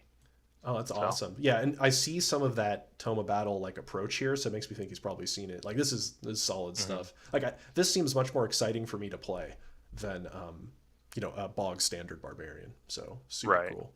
Super cool. Okay. Love it. Let's go keep on trucking on here. And at the 1 hour mark, we might like take a 5-minute break or something. We'll see how we're doing. Yeah. Okay, let's copy this, and we've got another watch together here. So that. Yeah, I need to get and look at that 3.5 book. I know you've mentioned it. Oh yeah, it's good. Oh, I may have clicked the wrong link. Hold, please. It's probably my fault. Oh, it says the video is age restricted. Oh. Oh, now it's working. It looks like. Oh no, error code. I think that's why. That's okay. Oh. This one, I'll just watch on my own screen. Just tell me when to start. Yeah, let me see if we can get this to pop up here. Well, so yeah, let's see what. Yeah, that's interesting. Here we go. Oh, I apparently let this run on my other monitor. So milestone play. This one you came in just in time. I'm Joshua of Mount. Sorry guys, hold on one sec. Let me get this set up. We're not watching together on this. It's interesting that it says it's restricted. It's YouTube just being YouTube. Yeah. Okay, it looks like I've got the stream up, and I'm going to start playing now. Don't play. I am a professional game master, and today we're getting barbaric. Get Barbaric is a indie TTRPG design challenge put together by Tales from Elsewhere and Odin's Key Gaming.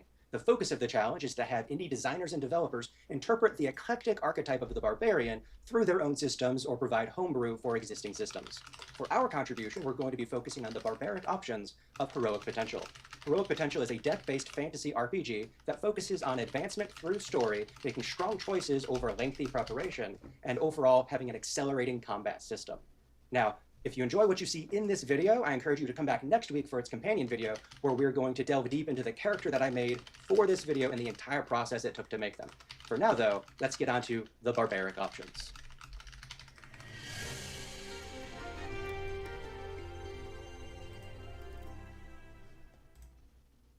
Here we have a sample barbarian for Heroic Potential. Looking across the trainings, we can see that we have some stereotyped outlanderish skills, experience in multiple harsh terrains, and even the wordsmith craft for making hunting traps. However, a lot of these options work just as well on a ranger, scout, yeoman, or druid. The character choices that are going to turn a wilderness survivor into the dauntless, unstoppable force on the battlefield that is the barbarian are going to come from our combat styles and our maneuvers. Let's look at combat styles first.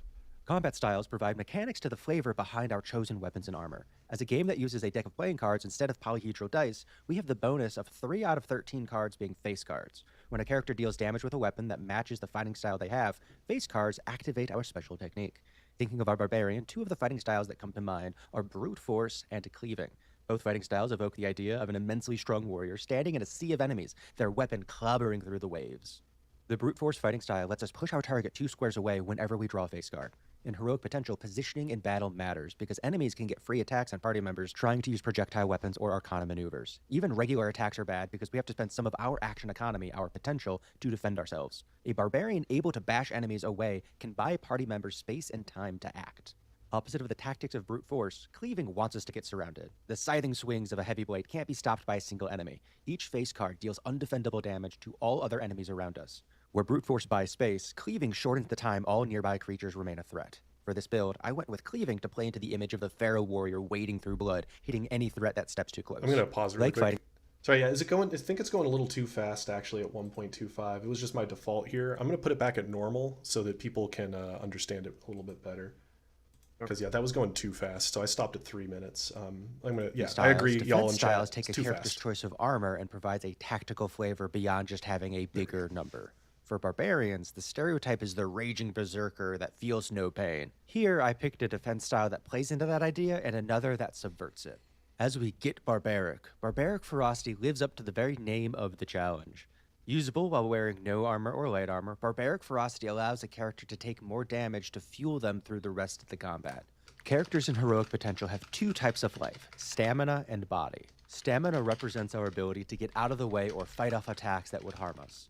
Once our stamina reaches 0, we start to take physical damage in the form of bruises, cuts, and sprains. At the end of a combat, all of our stamina is regained, while body is harder to heal. For barbaric ferocity, we can embrace a blow that damages our body to fuel our resolve further into the battle. This defense style is one meant to be used strategically. Rather than always using it, we should look for situations where the combination of stamina and defense actions could reduce incoming damage to only a few points of body to minimize the trade-off of getting stamina back mid-combat. Contrasting the self-destructive cycle of barbaric ferocity, we have the defense style Calm Amid the Chaos. Being most familiar with the frenzy of battle, the barbarian's mastery of the environment gives them the upper hand. As the barbarian dominates the battlefield, the terror of the hordes leads to futile feints and hesitation. Calm Amid the Chaos allows us to spend a positive condition called aggro to reduce incoming damage. Normally, aggro forces upcoming enemies to target the player with the highest aggro value. Rather than something negative, aggro allows players to deliberately direct enemy focus where they want. Characters can take options to help them gain aggro, or in the case of support characters like maestros, specifically give aggro to characters that they want to be targeted. I'm a big fan of this twist on the barbarian's presence on the battlefield, so we're going to take Calm Amid the Chaos. We're going to get an option to generate our own aggro with one of our 3 maneuvers. In combat, maneuvers are special actions that characters can take that are more expensive than general actions, but are also more powerful. A barbarian could make 2 strikes with each one doing 1 card draw of damage, or they could use their maneuver Loud and Proud. Loud and Proud does a total of draw 2 damage, so the same as the 2 strikes. And we get to gain 1 aggro. Our barbarian is now a large and intimidating presence on the battlefield, whose mere act of attacking draws attention towards them and away from the party's archer or mage. As they draw more enemies towards them, they're more likely to cleave through multiple enemies with their cleaving fighting style. We have built a small triangle of features that feed on each other to turn our barbarian into a meat grinder. I There's see just the one engine major there. flaw in this circuit. Yeah. Aggro doesn't help if a ghoul has already gotten to one of our friends across the battlefield. Our second maneuver will be an agility option called On the Run. This maneuver is great for chasing down enemies or getting to our allies. For the same amount of potential it would take us to move twice, we get to move twice and make a strike. Whether hounding enemies on the retreat, closing ground on enemy artillery, or beginning our own retreat with teeth, On the Run turns our bear of a barbarian into a panther capable of crossing the battlefield while remaining a threat. Our final maneuver both heightens our ferocity and inspires it in our allies. Battle Cry. All characters can use willpower to overcome negative conditions such as halted or hindered. Maneuvers such as Battle Cry allow us to heal stamina and gain momentum. Momentum is additional action economy that can only be used for its specific category. Our barbarian's Battle Cry can rev themselves up, or it can inspire other party members to greater acts of physical violence. Remember that ghoul that got to the party mage before we could stop it? Rather than abandoning our current job to charge across the field, Battle Cry can heal the wizard up a bit and grant them a martial momentum to spend later in the combat. When the mage's turn comes, in addition to whatever they had planned for their own potential, they now have a martial momentum to get barbaric with us. While I started this character breakdown dismissing the exploration skills for our barbaric focus, I do want to give an honorable mention to our Outlander pathway. Both the Outlander and the journey test that it interacts with are a direct response to where I felt other games fell short. If you're interested in hearing more about it, check out the companion video to this one where we talk through this character's complete build process. For now, that is the end of this video, though we will have the companion video coming up next week. I want to thank the patrons on Patreon for helping support videos like these, as well as Tales from Elsewhere and Odin's Key Gaming for putting on this design challenge. If you haven't seen the other videos in the Get Barbaric challenge, you can find it with the hashtag Get Barbaric. Right, if you're looking to join a game, you can jump down in the description of this video to get into the Discord. We have one-shots, campaigns, we have a 5e endless roguelite dungeon, the Tower of Taziok. We got a lot going on. So yeah, thank you for watching and have a lovely. Yeah, that was great. I like the use of aggro. That's fun. Yeah. it's underused, I think, mechanic to have like taunting and stuff. So that's really cool. And and that some I abilities, like the use of cards. Right? Yeah, it draws more attention to yourself because it means that as the GM has a lot they're juggling at any given scene, and so having an aggro rating on all the players just means you can run, like it autopilots some monster behaviors, which is convenient. And I started to see the engine as soon as I saw Calm amidst the chaos, where you spend aggro, and then you pulled up Loud and Proud. I'm like, oh yeah, I see what's going on here. Build it and then spend it, and also like draw them in so you can cleave and stuff. That's really cool. Very cool. I like so what I think is interesting. A couple things about this game that stood out to me is playing card resolution, and that's not a commonly used structure, but one of the big selling points of using playing card resolution is each result is not equal. So, for example, on a 1 to 20 dice, all of the results are just another number in a sequence. But when you're using playing cards, you have things like suits, you have face cards, and it allows you to have more than just a linear progression of chances or bell curve chances. It adds context to the numerical results, which can be really interesting. So I think that's really neat. It also is cool that these, I think they were called potentials, I think you would use the term. These stats control your action economy to do those kinds of things. I don't know if I've seen that before. I can't think of another game where, you choose how much action economy you have available for different types of activities. That's interesting. Very interesting. Like I'd have to chew on that, Like what are the ramifications of that? It's really interesting. That sounds really cool. Yeah. And you played to let his his plugs go, right? Okay. Just want to make sure we let everybody. I paused it before, but I'm not streaming. Yeah. Just wanted to make sure. And for everybody watching, definitely go. Any of these people who have a YouTube channel, give them likes and subscribes, right? Go check out their stuff. We're here to uplift all of us tiny content creators, right, and game designers.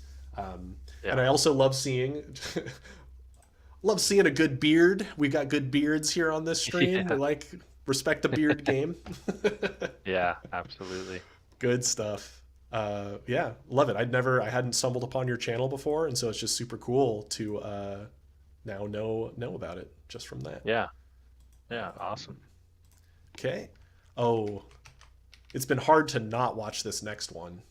Get Barbarians. I'm gonna. Oh, this has been really hard to not watch. Squirrel, right? Scratch. Yep. All right, it's time for Scrat. I hope he's still in chat. Here we go. I figured it'd be fitting to start the video with a nice, energized, barbaric screen considering the context of the video, but then I realized that could be hazardous depending on where your volume was at. But now that you have the volume set...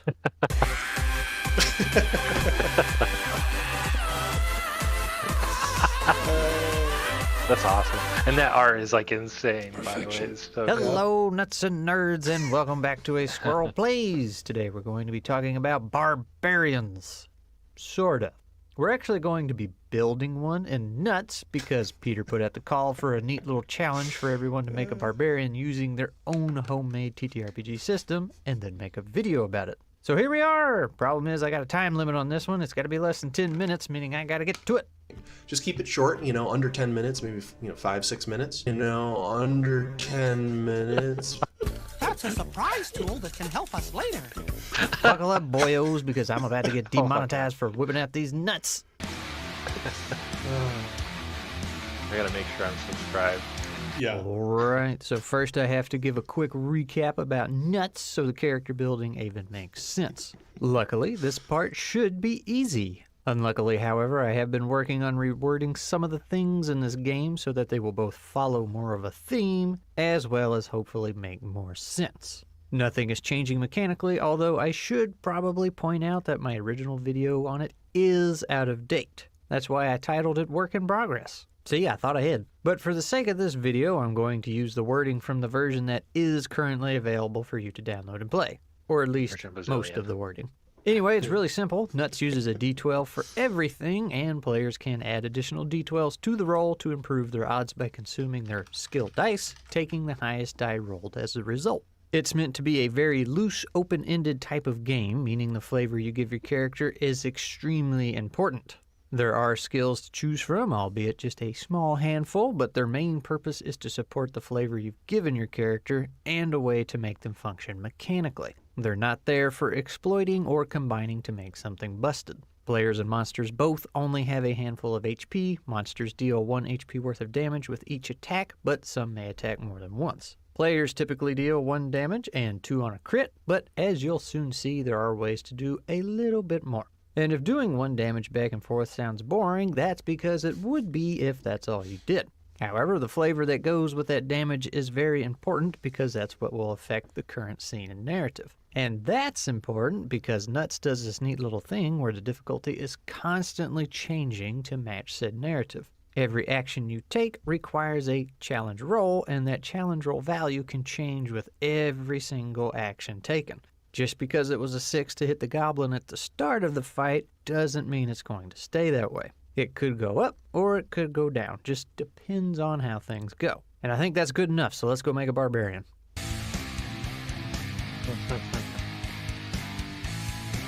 Okay, Nuts has 3 game modes, but we'll be using Peanut mode as it is the one that gets used in all the streams and is pretty much how Nuts was originally designed. The first part of making a character is filling out some basic information and is what I originally called your gifts, since they were the things that were special and unique to you. It was your anatomy, equipment, and background, and could be pretty much whatever you wanted so long as the GM was cool with it. However, I am currently in the process of changing it to Nut because, jokes. But also because I can change the words to nature, utilities, and tail, which is too good to pass up. Still functions the same, though. Now, since I can't draw for beans, I like to come up with a general idea for a character in my mind, then find a picture that's close to what I want. I'll then work backwards from the picture, making character information match the picture approach. Instead of the other way around. So that means we're going to be working with this absolute beauty. Isn't he great? I should also clarify that when playing Nuts, you do not have to be a squirrel, despite what a lot of people think. It just always seems to happen that way. Anyway, for nature, obviously it is an anthropomorphic squirrel. Yeah, you like that? I know some big words. But that means he'll get some squirrely features like being able to safely fall long distances. He's also got some wicked-looking teeth and claws, as well as a ridiculously muscular body because, of course, this is a barbarian after all. For utilities, all he's got is torn rags and this gigantic makes no sense but we love it anyways axe, so that's super easy. And for tail, as in story, not this fluffy thing back here, this is where we learn a little more about him. You know how squirrels usually bolt at the first sign of danger and zip right up a tree? I'm going to say this guy does the exact opposite. When he sees danger, at least in the form of an opponent he can fight, he rushes right towards it and won't stop until either him or the enemy stops breathing. He'll become hyper-focused and will drive himself to exhaustion pursuing and trying to kill the alleged danger. So instead of my squirrely brain that gets distracted by every little thing known to man, he'll snap his attention to the threat and can't be distracted from it. And that's the nut, which means it's time to pick some skills, which I really want to call shells because they're kind of hollow and require you to fill them with the nut information you just made. Aren't I clever? We get 3 skill points to invest, and I'm going to dump every single one of them into Hard Hitter. This makes our attacks deal 2 damage each, which is already pretty significant, but that also makes our crits do 3, and that's... yeah, that's a lot of damage.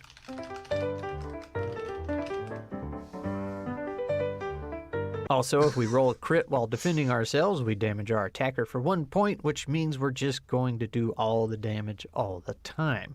And if you're wondering why everybody wouldn't pick this skill anyway, let me remind you that your skill dice are pretty much your lifeline and are a limited resource. With that in mind, note that this skill has absolutely no method whatsoever of managing those skill dice. All it does is consume and burn them away for extra damage, which is perfect for the more berserker type of barbarian I want to make. But the question is, what does this look like in an actual game? Looks a lot like liking and subscribing. Ha-ha! Slamming some skins, squirrel. All right, teamwork makes the dream work. Let's go, baby. Time for foot slogging, boys!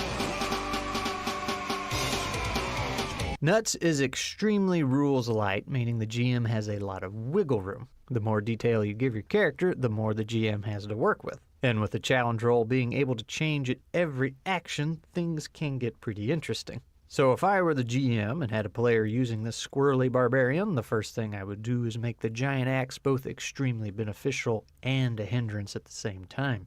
The squirrel will always do the 2 and 3 points of damage, but if he had the axe in hand, I would allow it to cleave into adjacent enemies. That could either apply additional damage to them or just make them tumble over. The axe, combined with his barbaric strength, would likely break other weapons and destroy shields, depending on the success of the rolls. This would lead to enemies being exposed for easier follow-up attacks, either from him or another player, and that's assuming the axe didn't just finish them off in a single swing. This terrifying axe demolishing enemies, along with the squirrel's hyper-focus and amazing scream, would surely demoralize other enemies on the field and cause them to run away in fear, giving your teammates an advantage. The downside is the axe is going to weigh him down because it's so large and heavy. He won't be able to cover as much ground, he'll struggle with climbing, and he won't get that squirrely feature of being able to fall long distances so long as he's hanging on to this thing. But if he drops the axe, not only will he be faster, but he'll be able to scale larger creatures. He can use his claws and teeth to do the same amount of damage, but it'll be at a single target only and won't have as much narrative destructive force. Also, if he is without axe, he'll be extremely good at grappling similar-sized opponents due to his speed and strength. And I think this would give the players a fun way to play by being able to switch between having the destructive axe in hand and throwing it to the ground to speed around the battlefield and jump from one target to another. I feel like tossing your weapon down and lunging barehanded at your enemy is a very barbarian thing to do.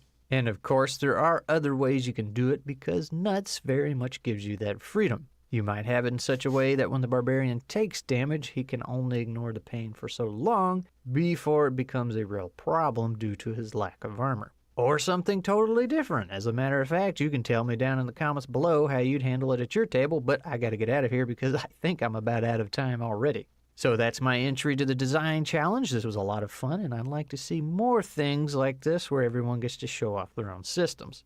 I'm curious to see what Peter puts together with all the submissions, and I don't envy him for all the work he's given himself. However, even though the rule was this video had to be under 10 minutes long, I'm going to make it exactly 9 minutes and 59 seconds just to be a pain in his butt. And since my outro is 15 seconds long, I think I need to end it right about here.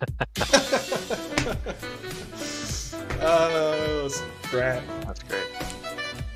Such fun videos. Wow. Yeah. I'll let I'm going to pause it here. Yeah. Yeah, for those who aren't familiar with Scrat's channel, A Squirrel Plays, I've been a fan of it for a long time. I absolutely love it. Definitely check it out. It's mostly about writing processes, tabletop design, a lot of stuff like that. And it's top tier editing and humor. Here, I'll go back slightly. The start of the fight. So we can see the axe, because that was one of the big... wait, he had a sheet earlier. It's really interesting. So I haven't played rules-like games yet, actually. So might have to take a swing at Nuts for my first one. But this is a great video. Right? There's a number beyond the entertainment factor. Yeah. His channel, Scrat's channel, has... What am I looking for? Where's that... Oh, here you go. Yeah, a little bit further. Scratch channel has more information on this, and he has done a number of sessions on Avenue Studios as well. It's another cool channel. I did a session of Tales from Elsewhere where Scrat was a player on their channel, so definitely worth checking out. Yeah, with rules-like games like this, you don't look necessarily at your sheet and then think of what you want to do. You think of what you want to do and then go back and see what you would then roll after that. Right. Fact, right. It's that's maybe an oversimplification of the difference between the two approaches, but right. Yeah. So it's big on vibes, low on mathematical systems. Top tier editing. It's a dream come true that Scrat made a weird slow-mo of me talking. Yeah, that was great. Boy, it was somewhere at the start. Yeah, lots of entertainment value in that video. That was a great video. Yeah, so much personality in just this stock art of a squirrel too, right? Yeah, love it. Oh boy, we're in for another treat. Boy, the random number generator was... Oh, peasantry. Yep.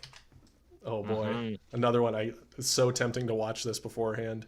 Yeah, go check out A Squirrel Plays. There's more information on nuts there. Oh boy, I'm ready. Are we on 1.25 or we're sticking to 1 times speed right now? Oh, this one's a little shorter, so I'll keep it at 1. I've got. Oh yeah. This one was good length. Yeah. Oh dang. I think, yeah, CalicoVisions, we've got a little ways till yours, so it might end up being on the next stream. We'll see. Hey everyone, I'm Zachary, creator of the Peasantry RPG, a game about grubby, nasty peasants that get into all sorts of trouble.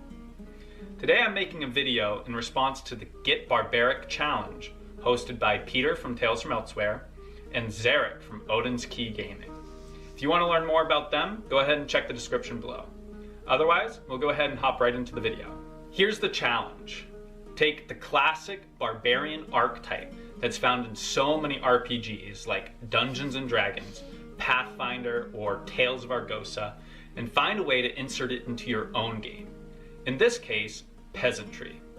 Now you might be asking, what do peasants and barbarians have in common? And the answer to that is more than you'd think. So to find the relationship between peasants and barbarians, I want to take a quick look at a historical fiction piece by John James called Men Went to Cattraeth, which is set in the year 500 during the Dark Ages of Europe. The book follows the famous bard Aneurin as he's traveling with the Gododin people and their army of 300 fully clad and fully equipped soldiers as they march to battle against Anglo-Saxon barbarians that are trying to settle the coastlines of Britain. So I want to look at a couple of passages from the perspective of Aneurin as he describes these Anglo-Saxon barbarians that have come to settle his homeland. So here we go.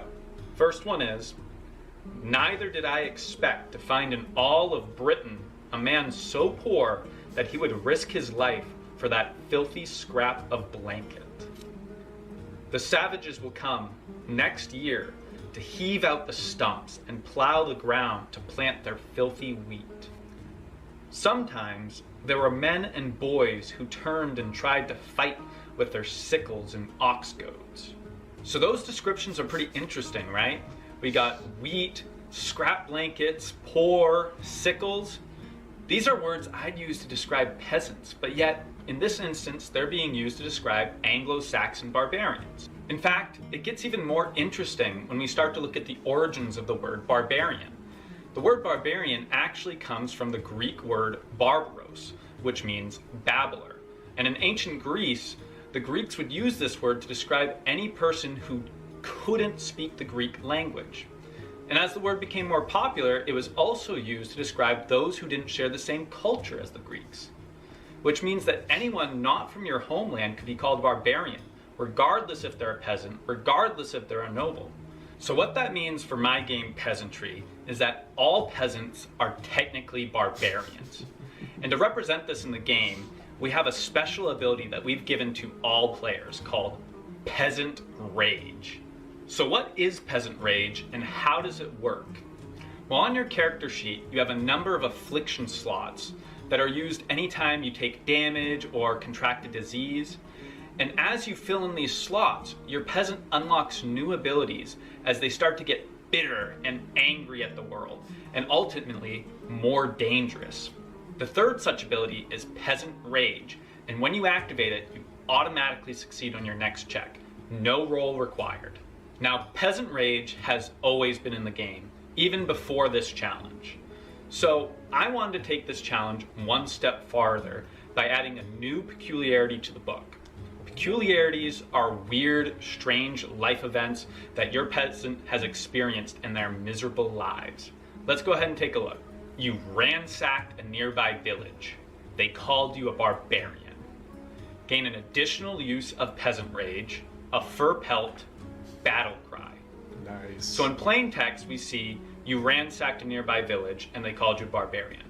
This is our story element. This is what's going to help build our character, where they came from, and their personalities. In red, we find a special rule. This special rule gives us an additional use of peasant rage, which is pretty sweet. In bolded black letters, we find our item, a fur pelt that we're going to be able to use in our adventures for whatever our imaginations can come up with. And finally, in italics, we see battle cry. Battle cry is a skill that we're going to be able to use throughout the game to help us succeed on different checks where our battle cry applies to the situation. So that's how I took the barbarian archetype and inserted it into peasantry. It's also going to be the end of our video today. Thank you all for enduring my long history lesson, and also for taking the time to learn about my game Peasantry. Peasantry is still in a very active playtesting stage, and you can download a free copy of the demo on my website right now. Link for that's going to be right in the description below. Thank you again, Peter and Zarek, for hosting this event, and I look forward to any more challenges you want to throw up my way. All right, thank you all so much, and we'll see you again soon. I have two questions for you. Yeah, so good. I have two questions for you, Zachary. If you're, I don't know if he's in chat right now. We need more of this peasant cosplay he was doing. Yeah, And man, I want this shirt. Yeah, that's a cool the shirt. Peasantry shirt. Yeah. I like the good. use of the color of the font, and then the yeah, like bolding and italics. That's really a neat way to handle how you give mechanical features and stuff like that. Yeah, and this is a very rules light game. I've played a session. I've run a session of this. I've been talking to Zachary for a little while now.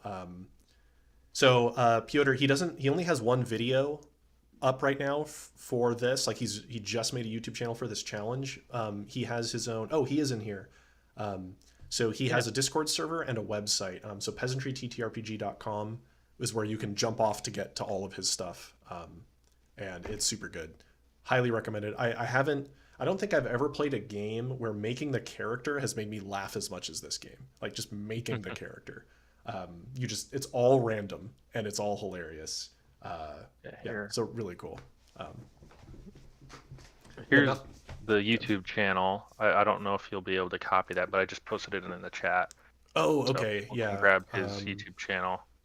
Yeah, so hopefully that'll work. But yeah, Peasantry TTRPG, I think is what you search for. But it's really fun. And it's a game designed for one-shots, which is why if you look on his character sheet here, it says Blaze of Glory at number 4. It's pretty likely that one or more people will die when playing. And it's ridiculous. The session I played in, my character went out in a blaze of glory at the very end and died. He martyred himself. Well, let us know when those shirts are available, because I recognize that artwork from the book. It's super good.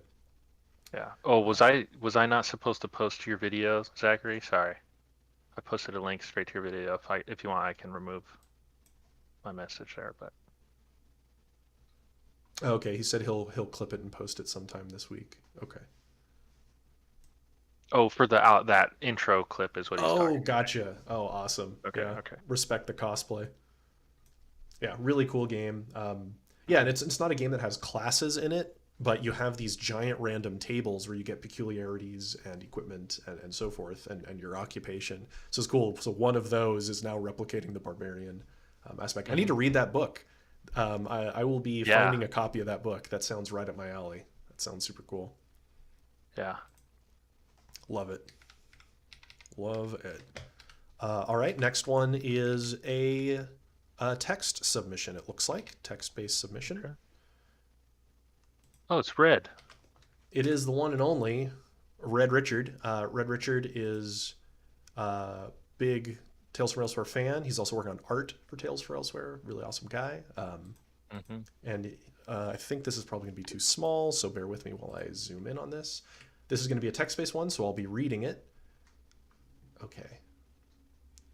Yeah, if you want the next one, I can read. I'll drink some more water so I stay. Sure. Yeah, we can switch off here. Yeah. It's a little bit too zoomed in. Okay. All right. So Get Barbaric, exploring the barbarian archetype in Escape from Zanther. He gives a shout out to me and Odin Ski Gaming. Thank you, Red. Yes, thank you. Philip here, though some of you may know me as Red Richard, and as I've said before, I know you only as Red Richard.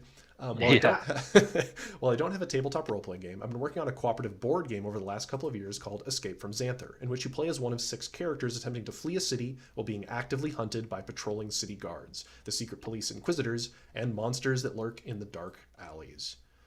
For my contribution to the Tales from Elsewhere Get Barbaric Challenge, we're going to take a closer look at one of the character options, Captain Olare Coulbert, or Olaire Coulbert, of the Riders of Apple Ridge.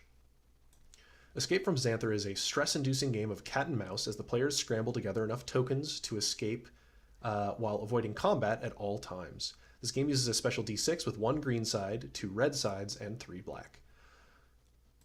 Of the 6 characters, 3 are able to win fights by rolling a green, 16.6% chance. I'm not shocked that you have the odds displayed here because I know you are good with that sort of thing.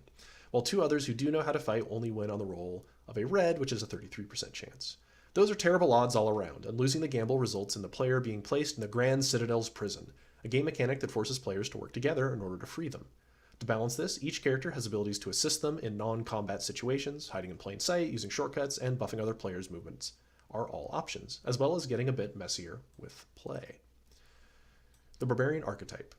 When I think of the Barbarian archetype, the 3 traits I see are durability, strength, and ability to saunter into threatening situations that would otherwise be considered suicidal.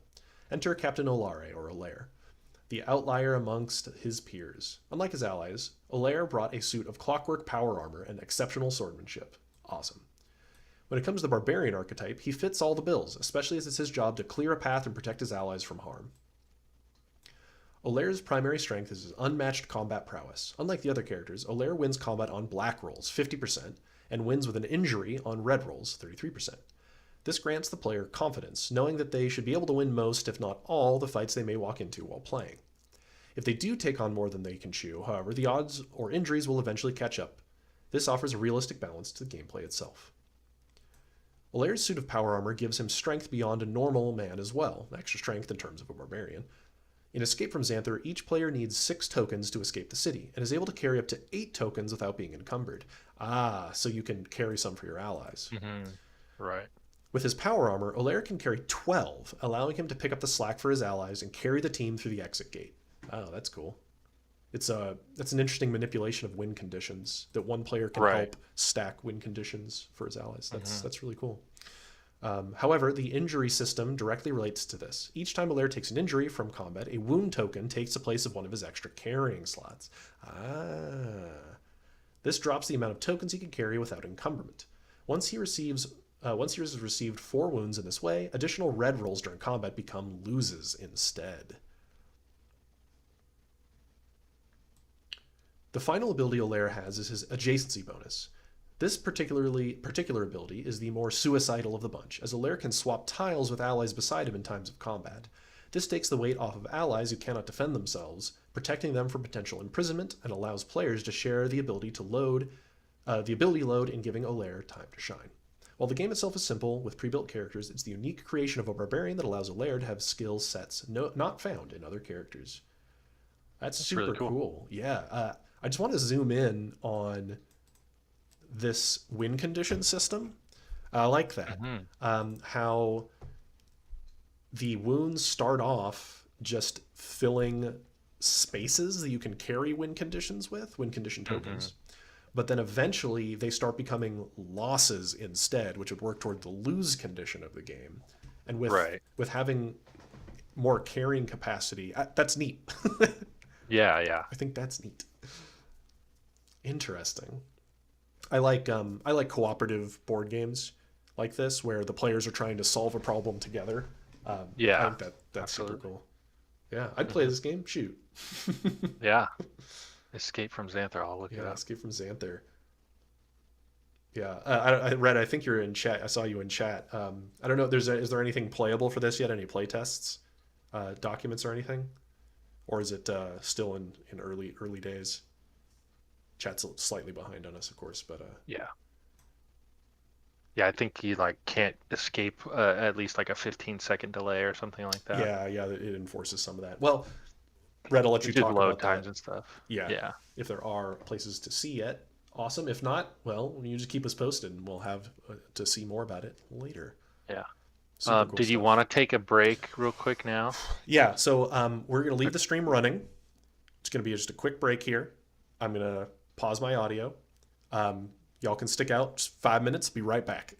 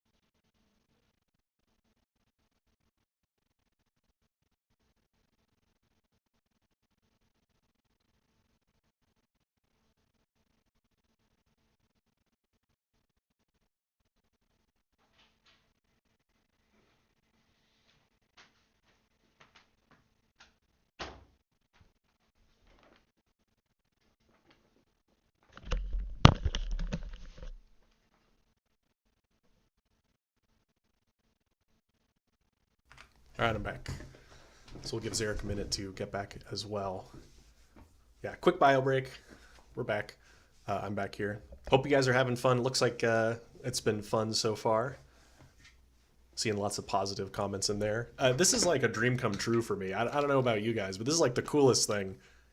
We only launched our YouTube channel here on Tales from Elsewhere 6 months ago. And I was not expecting at the 6-month mark to have this many people excited and to connect with so many people. So this is just incredible. Super fun. I think it'd be great. I don't know if we'll be able to swing it, but doing a challenge like this every quarter, so for a year, would be so cool.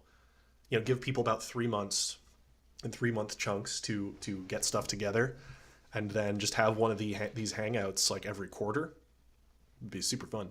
So we'll see schedule wise how much we can do. Luckily, it's not something I have to edit. It's just something we have to sit here and run through. Yeah. Yeah, super cool. Yeah, like I said, it's amazing, especially to see like, you know, a squirrel plays on there. Yeah, I've been watching his channel forever. It's great. Yeah, super cool. And glad to always get a chance to put a spotlight on these games and designers that I've gotten a chance to meet, and just show more people what it's about. All right. It's funny that my picture turned into yours when I turned off my camera. Oh, I saw that. Yeah, in Discord, it's my Discord image. That's me at a wedding. Yes, the secret's been unveiled. That's why we have there's just two of same me. Design philosophies. Why we like the same era of comic books and share so many opinions. It's just two Peters.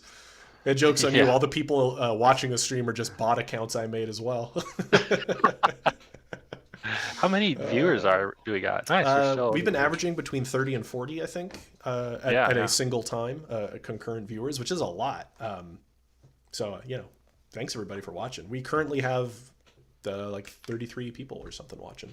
Mm-hmm. Yeah, that's awesome. That's what it says here. So awesome. All right, let's keep it up. We'll go for another chunk of time here, but we are, you know, cutting way into the day, and we'll definitely have to just break this up and schedule another like Saturday morning like this, Saturday morning our time, to finish it out. So if we don't end up getting to your video or your content on today's stream, Sorry, we'll get to it next time. Yeah. But we just were not not expecting.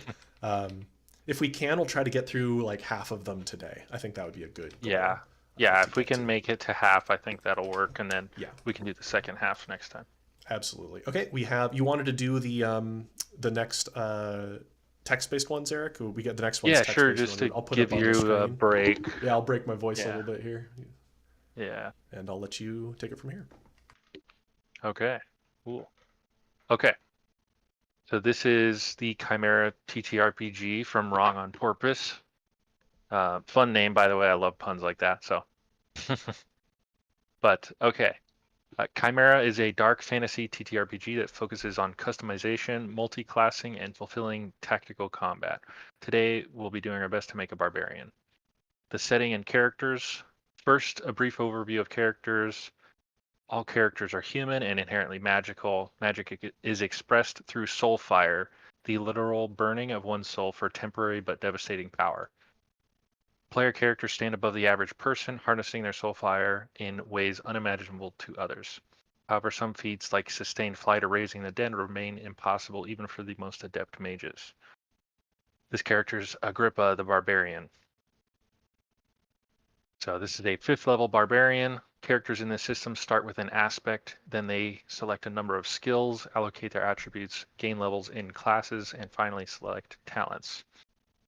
Agrippa embodies the aspect of the wild, a background that grants roleplay bonuses. This allows him to excel when separated from civilization, invoking his aspect to succeed in situations others might not.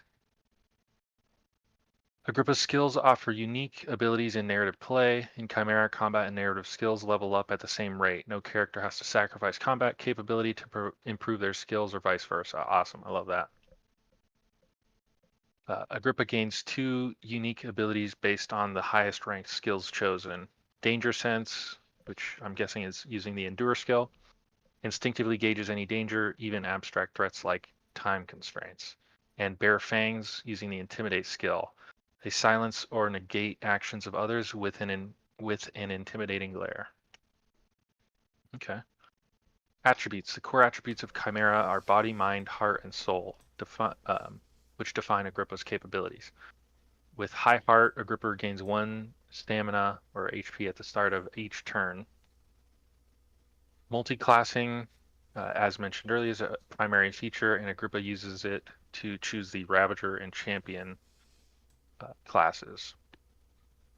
The Ravager selected 3 levels here. As the main class, this grants Agrippa access to heavy weapons and high armor, which grants damage reduction. That's another mechanic I like. I think is underused. Yeah. Because he reached 3rd level in this class, Agrippa also gets to select a subclass, which will be covered later.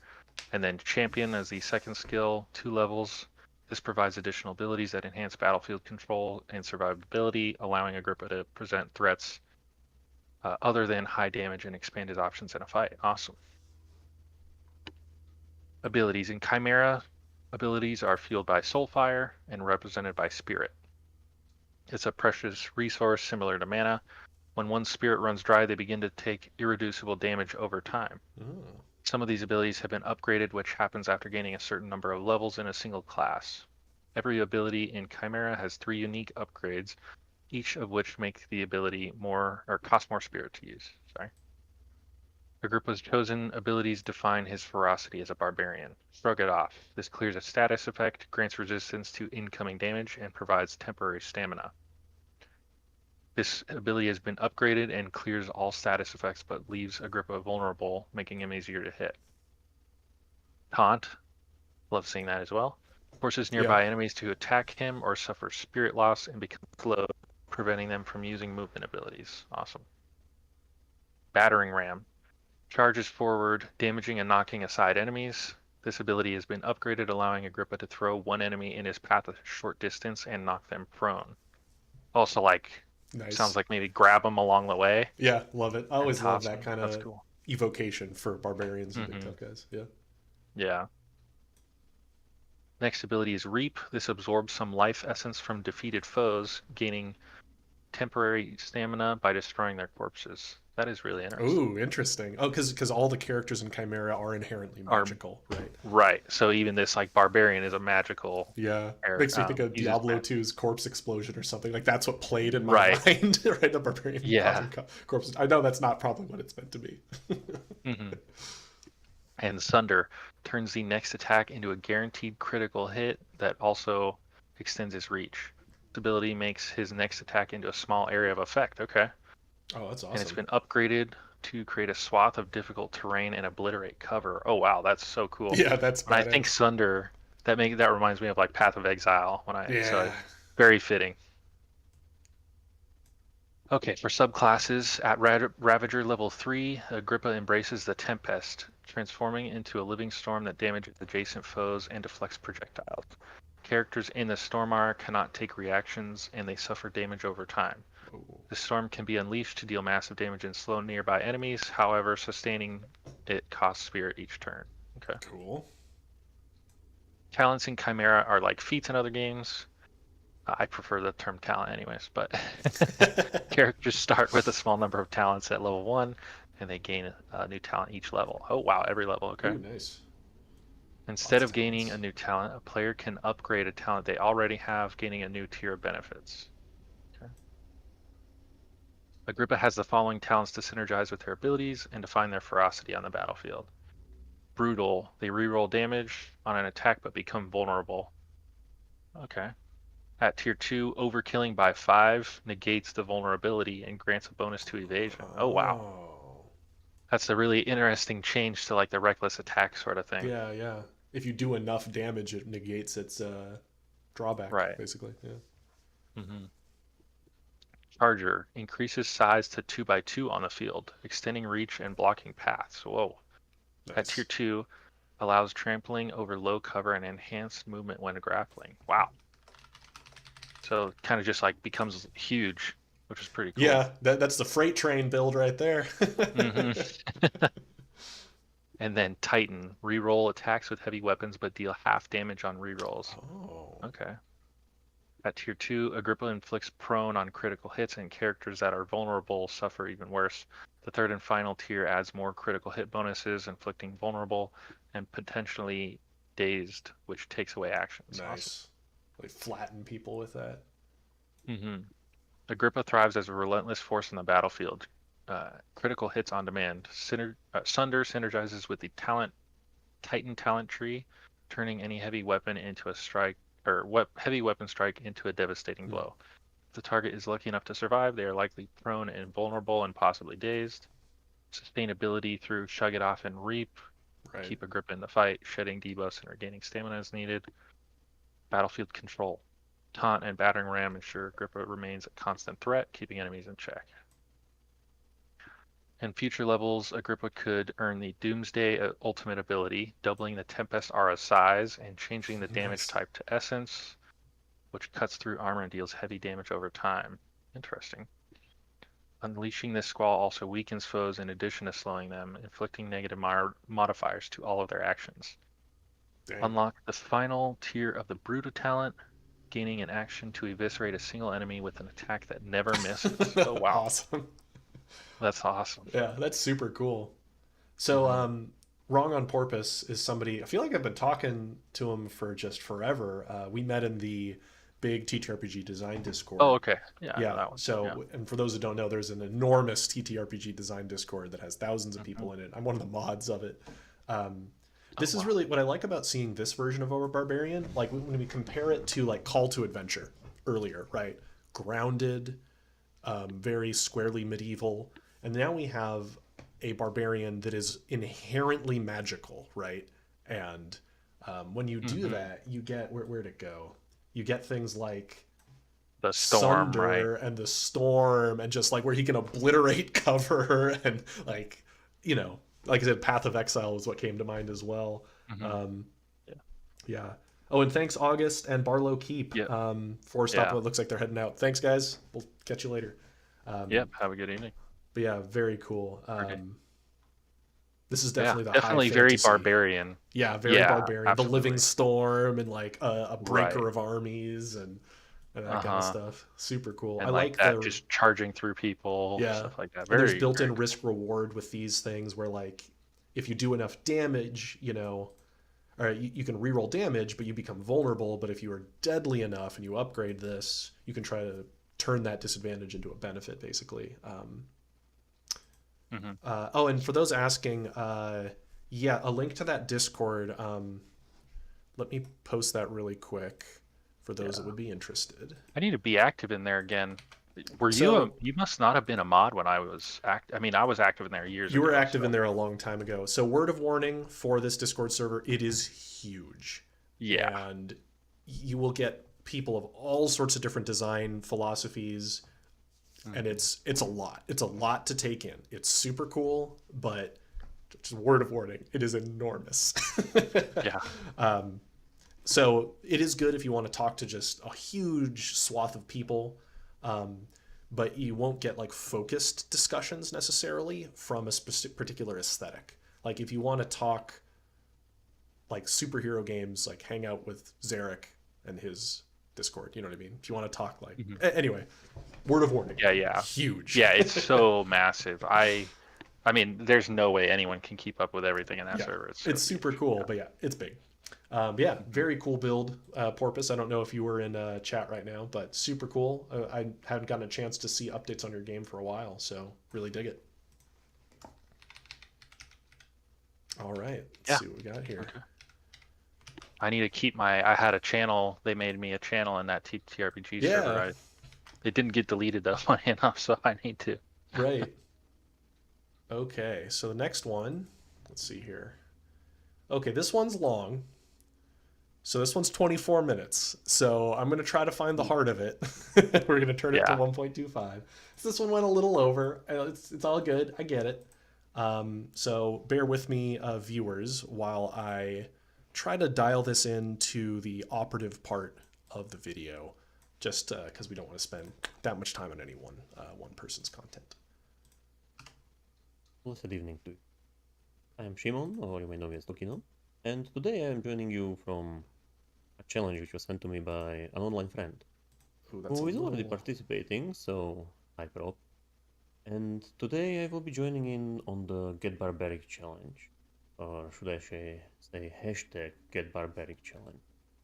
It is a nice idea which comes from Tales from Elsewhere, along with Odin Gaming. So, hey guys. And I will be joining in with you with a very simple rendition of a barbarian in a system which I have been running for, well, a long time, ever since it came out. Vampire the Masquerade 5th edition. Oh, and I know this is not Vampire. A very niche system. It is actually... Pause. No wonder it's 24 minutes. This game is really like meaty and complex. So what I'm going to try to do, because I really want to show off what his build is, I'm going to try to skip ahead here and take a look, just because this is more than twice the length we'd want to go for. Okay. Yeah. Okay, cool. He's got his sheet up here. Let's have him take a look at the sheet. Our barbarian was born as a girl, let's call it. Her name used to be Barbara. And nice on the name. Given how she has gone away into the night, she will forever be known as Barbie. She's blonde, beautiful, tall, you know, very stereotypical. Maybe we can speed this up now. And although she used to have a pretty good life, there were already hints of some darker things up ahead. Be it that her parents have moved to California, to Malibu, and they decided to take her to live in a place called the Dream House.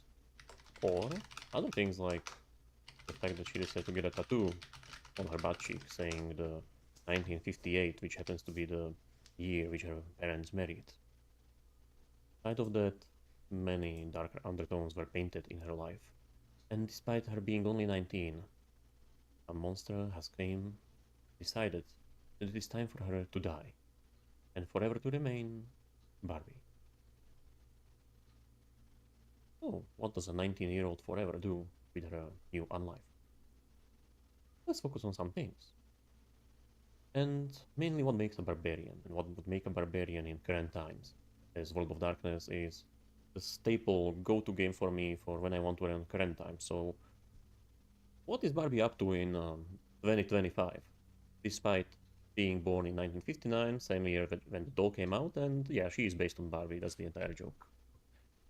So first up, when you die and you become a vampire, somebody, usually your sire who has killed you and made you into the monster you are becoming, brings you in on a few secrets, starting that the vampires exist and focusing later on your enemies.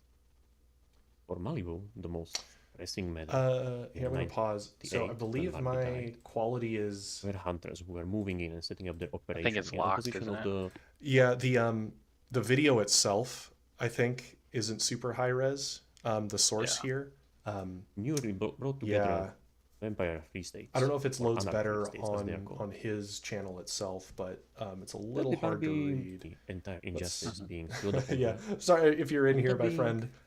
This is a little tough for us to review due to its length. Let me skip ahead just a bit because I wanted to talk about it. Okay, when she was released.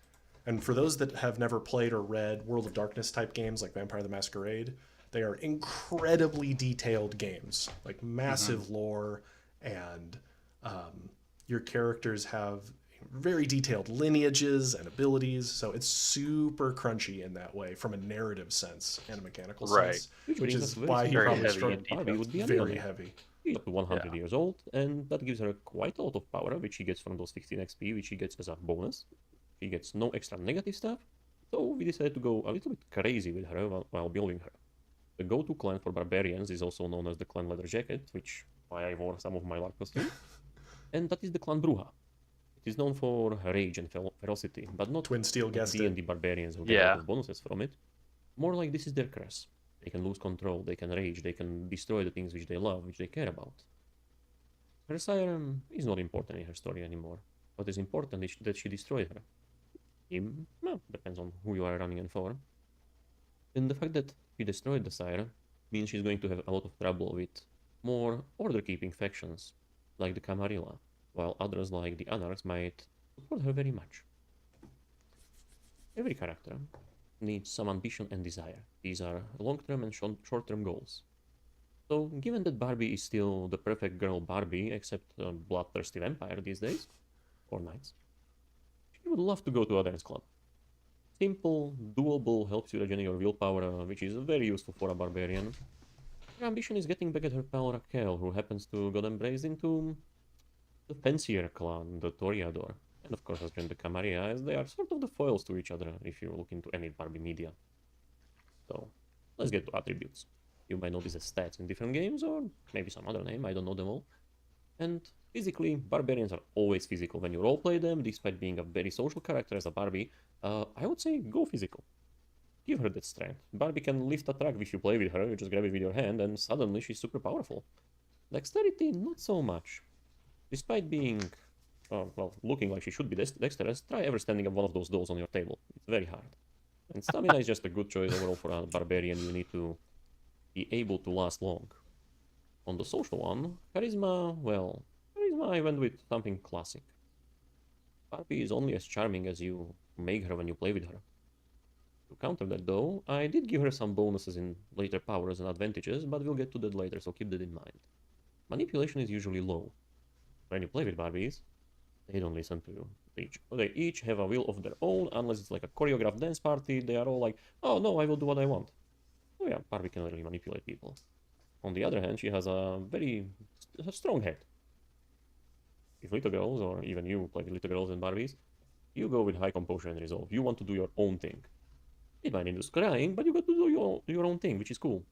And intelligence and wits, yeah, is pretty normal. She could go to very high education. Sadly, this is a stereotypical Barbie, not a Barbie that's one of those high-end jobs like an astronaut. This is a barbarian Barbie. So, let's look at the skills. High athletics. Yeah, you might need to run, you might need to jump, you might want to dodge in a fight. Roll against Kindred, always useful, especially if you decide that all the pain which was brought to you has been done by Kindred. Vampires. Okay, I'm going to try to skip ahead from the skills descriptions. Is there a little self-explanatory, I would say? Right in the hard place kind of vampire. Just so we can get to maybe some of the ability descriptions. You know what I'm speaking about. It's not really level based, so we don't have such a direct progression, but it's let's start health. by chronicle tenets. There we go. Never deny true love. The guilty should suffer, and uphold the norms of decent society are basic social rules. If you break them, you start getting some humanity stains. Start to lose the control of your character as the beast slowly takes over. Which, for those that don't know, is a cool aspect of this game. There's mechanical consequences for giving into evil. Find the person who signifies something important for your character, or somebody who makes them feel important, and a value which they represent. Once again, we are going to steal from the Barbie. Mitch Kennedy, the pregnant friend, always aid women in need. A barbarian, by the end of the day, no matter how brutal they are in what they do, should have a high moral stand. It makes a nice foil to all that rage, especially if your setting is filled with terrible, awful monsters, who are not monsters only in a way that they need to drink blood and avoid sunlight, but are monsters in, being manipulative and highly corruptible, and corrupting others helps you rule the world forever.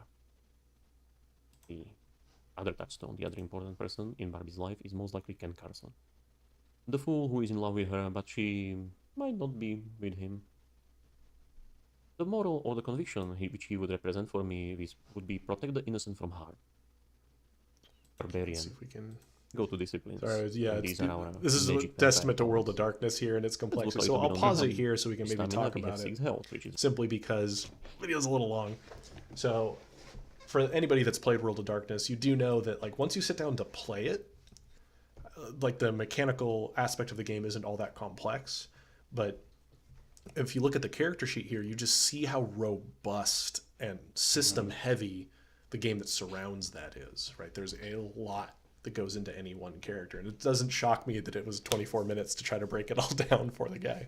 And so in that game, though, when I saw that there was going to be a Vampire the Masquerade entry, I actually thought it was going to be something more like Werewolf, something more on that side, or sorry, World of Darkness. But Vampire the Masquerade, everybody's basically a vampire. So, yeah, really cool to see him try to filter that through it, like a brutal vampire, but as somebody as the barbarian filter. But alas, the format of this presentation won't be able to dig into it super detailed. So if you're watching this later, my friend, sorry, we need to cut it down a little bit.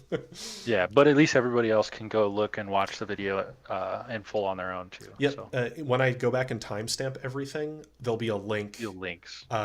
Each of the timestamps will have also a link to their page or their channel or wherever that would be. So you'll be able to go and sit through this, because looks like he does go in every single ability in detail. He goes into great detail. Just don't have time on today's stream to do so. So hope you understand, my friend, if you were watching this. But it's cool to see somebody tackle the very challenging game that is that. Yeah. Okay, so let's see here. Next one. This looks nice. Text-based. Is that what this one is? Yeah. Yeah, it's a text-based one. Is this in Google Docs? Let's see here. Yeah, so I think there's like a write-up and then the actual character sheet. Oh, yeah. Okay, let me see here. Do you have to request access? I need access. I should be able to give that to you. Okay, one sec. Let me request that. I do have access to... Oh, you have access to view? But not the character sheet. So I just requested the character sheet. How about, do you want to read it, Zarek, and I'll show the character sheet when that comes through? Does that sound like I'll stream the character sheet? Yeah. Let me swap my accounts. Yeah, I know. I'm juggling. Interesting things. My second screen is full of stuff over here. Yeah. I don't know why when I always have this problem when I share Google Docs. I give somebody access and then they have to request access. And it's like, what was the point? Yeah. Okay. All right, let's see if that worked. Oh, I got to switch to the correct account. So, there we go. Ooh, this is really nice looking. Okay, Zarek, if you want to read it, I'll show and I'll zoom in here. Yeah. Absolutely. Let me just zoom in. Really clean looking character sheet. I don't know if you're watching right now. Who is this? Xanimal, who made Cloudbreaker Alliance. Really crisp character sheet. I think Xanimal actually isn't the designer. Oh. I think I might be wrong on that, but just one of a system they play a lot and really enjoy. So anyways, yeah, we can jump in. So this design is part of the design challenge. Okay, Barbaric. Cloudbreaker Alliance is a counter-apocalyptic TTRPG. It has been 100 years since the apocalyptic event, and communities are coming together to fight back against the threat. Short and sweet summary of the basic premise. Oh, yeah. Okay, so the Barbarian archetype in Cloudbreaker Alliance is represented by the Brute discipline. Classes in the same discipline share many features, but have a few unique features that set them apart. Under the Brute discipline, we are going for the Berserker class, which is more offense-oriented. We will build this out to rank 5 to get the full concept. We will choose the classic Barbarian life form Orc, which will allow us to carry more and give us edge on our intimidation rolls while shouting. Putting Mastery in Brute and Sports will allow us to lift, push, jump, and climb with ease. Toolkits allow us to overcome our shortcomings, so we will choose to gain mastery in the Thaumaturgist kit so we aren't completely useless against incorporeal enemies. The first ability all brutes get at rank 1 is to spend a spirit token, which is like a power currency, to have incoming health damage, which is good for survivability. The core feature of the Berserker is Violent Interpose. This allows us to put ourselves in between the attacker and their target, as long as that target is within one zone of us, so it seems like these zones, and forces them to target us. Regardless, if the attack hits, we deal half of our weapon damage to the attacker. We also gain a spirit token when we use this feature, so we will always have the ability to have the damage if we want.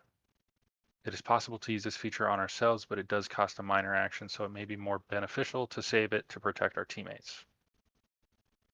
Once we hit rank 2, we gain a spirit token each time we take HP damage, and at rank 3, certain maneuvers like grapple and push have set back against us. At rank 4, Rage deals more damage. All characters in Cloudbreaker Alliance can Rage, which is a default spirit burst, but brutes do it better. At rank 5, we can hold heavy weapons in one hand and gain mastery in extra heavy weapons. We can use our Violent Interpose on allies that are further away. For their gear, they chose the Great Sword for maximum damage, and they do not use armor in favor of unarmored toughness. We will pick up and outfit the Exo Frame, which will further enhance our brute bonus and a set of camping gear. That's all we can afford at rank 1. And eventually we will upgrade to a spiked Exo Frame, which will also enhance our sports as well as our brute. And at rank 5, we can pick up a Titan Blade, which will almost double our damage. Yeah, I think Cloudbreaker Alliance, if I'm not mistaken, is sort of anime-esque. I'm definitely getting kind of a maybe shonen kind of feel from it. This character sheet is crisp, I have to say. I'll scroll down and maybe zoom in. Look at this cool... I've not played it, but look at this cool... let's see if I can get that to look right on the stream. Look at this cool elemental attunement slots graphic down here. I don't know, that's just really cool. I don't know what this is used for in the game because I haven't played it or read it, but it's super cool looking, like aesthetically pleasing. Mm-hmm. Yeah. Yeah, this sounds neat. Yeah, when they started saying that you have power armor, and I'll have to go and look more into this game because that just sounds cool. But looks like it's very straightforward in its. I think there's an official YouTube channel. Oh, sick! There are too many awesome games out there, and I am behind on them. Yeah. Very cool. Yeah, I think it's Don't Stop Thinking is the creator. Oh, okay. I'll have to make a note about that. Or maybe not. Maybe they just make a lot of videos about Cloudbreaker Alliance. I don't know. I'll look into that. Yeah. But... When it's time to add the timestamps, I'll do so. I like some of these traits here, like explosive voice. It says. Mm-hmm. I don't know what even if we don't know what no pain, no gain or monstrous strength means. Like we get the evocation. Kind of figure that out. Yeah, very cool. Yeah. I'll have to look into that. Yeah, it definitely sounds a little anime to a degree. Mm-hmm. All right. Next one is a YouTube video, so we'll switch back over to there. I like the thumbnail already. Let me just check the time. How long is this one? Looked like, was that 7? Hi, this is Brian from Barge Games. Oh, 9 minutes. Here, we'll just do a 1.25 and just let the whole thing run though, because it sounds like that might work. Hold please while I adjust. All right, due to the difference in size of some of these videos and sharing things, I'm having to adjust in real time the stream. So, yeah. Here we go, folks. And we're going to get Barbaric. In fact, we're going to get Barbarian 5 different ways. This is a submission for Get Barbaric, this awesome game design challenge from Tales from Elsewhere and Odin Gaming. This is a lot of fun, but you're about to discover that I'm not a YouTuber, and I don't really intend to be. I am, however, a high school game development teacher. So, lucky for me, I did have to teach during the pandemic, so I got to do a little bit of this stuff. So I'm going to really fight back the PTSD to get us through this. We're going to be using my system Barge, which is a game engine that I'm building games on right now. It's a dice pool basis, and it uses your standard RPG dice set, so, 4, 6, 8, 10, 12, 20. The main goal is to be a lot faster, more reactive, more collaborative at the table. Really trying to eliminate that time when you're standing around waiting for your turn. These dice you roll at the beginning of your turn, and your character, everything they do comes out of them. Attacking, defending, using spells, using skills, using feats. Almost all of them are going to use your dice pool in some way. Initiative is also a resource in Barge. It's something you spend, and certain feats, spells, skills, weapons can attack outside of them. You can imagine something being faster than normal. So what is a barbarian? Your typical archetypal barbarian is your, big, muscly guy, usually got some big old weapons, screams a little bit, but not always. But there's a very certain kind of cast when you think about a barbarian. I'd propose, though, we can go a little outside of that. There's non-traditional barbarians, I would say Red Angry Bird. Really all the Angry Birds, they're by definition. I like it. You have characters like the Bride from Kill Bill. There's plenty of examples of something that really lets that rage carry them. And to me, that's really what makes a barbarian, is that rage deep down in your heart, in your soul. And in Barge, this takes the form of the rage feat, which says, pretty simply, as long as you or anyone in your party that you can see doesn't have their maximum hit points, you keep all the dice you would have lost to losing hit points. In Barge, if you take damage, you lose some of those dice. It's meant to be a big deal. Interesting. When making a melee weapon attack, you can re-roll any of the dice being used before assigning damage and initiative, and you must use the new values. So if you use a lesser die, you might get something bigger out of it. And finally, when you roll initiative at the start of a round, your roll is 20. There's a very good chance you're going to go first. That's cool. Rage is one of the most popular feats. It's one of the ones I get the most good feedback for. And we started experimenting with not just letting warriors take it. Barge uses kind of archetypes, and different archetypes have access to different feats. We're kind of experimenting with rage becoming a general feat, and that's really where this came from. The first one we're going to talk about is your classic fantasy barbarian, the Berserker. Hit stuff with big weapons. In Barge, because it can trigger off your buddies, it kind of gives you some mama bear energy. You're going to pick the warrior archetype. You're going to get a cool background, something about living in the wilds. Really, the important thing is get you a big old weapon. I'm a sucker for a great club, but whatever big weapon you feel like. Yeah, big bonk. Yeah. Classic barbarian stuff. The second one is really one of the most fun things that came out of our experiments with using rage and other archetypes. We made a rage monk. I call it the underdog. He ain't getting killed. He's getting mad, and he never heard no bell. You can do this with a warrior or a rogue. I think you can fit either. If you do it with a warrior, you tend to do less big hits. If you do it with a rogue, rogues can manipulate the action economy is kind of built into the class, or the archetype rather. So, they're able to really kind of create a bunch of flurry of blows and do a bunch of little hits. You're basically going to take martial arts feat at level 1, and then at some point, as the character develops, you're going to find that rage deep down in your soul, and that's really what's going to unlock the underdog. It's a lot of fun. You can really kind of dish out a lot of punishment and play it different ways. It's been a lot of fun. The third barbarian we have is sort of our divine fury priest, the zealot. Really, it's just smacks and miracles. Still from Divine magic in Barge really doesn't work like arcane magic on purpose. You're not so much casting spells as much as you're hoping your patron deity spirit thing does the thing. Make a cool background. Maybe you're just that holy person who got pushed a little far. Add some skill points around, religion, persuasion. Pick a weapon, any weapon really. Really follow the fury in your heart, and it'll tell you what to pick up. I'm just gonna say spears are cool. Spears are really underrepresented. Add a miracle of your choice. There's presently 3 sort of divine domains built into Barge in the playtest document: light, shadow, and nature. Then you're gonna take the rage feat and really just go around smacking things. Smack things, create miracles. The fourth barbarian we'll talk about is the Blender.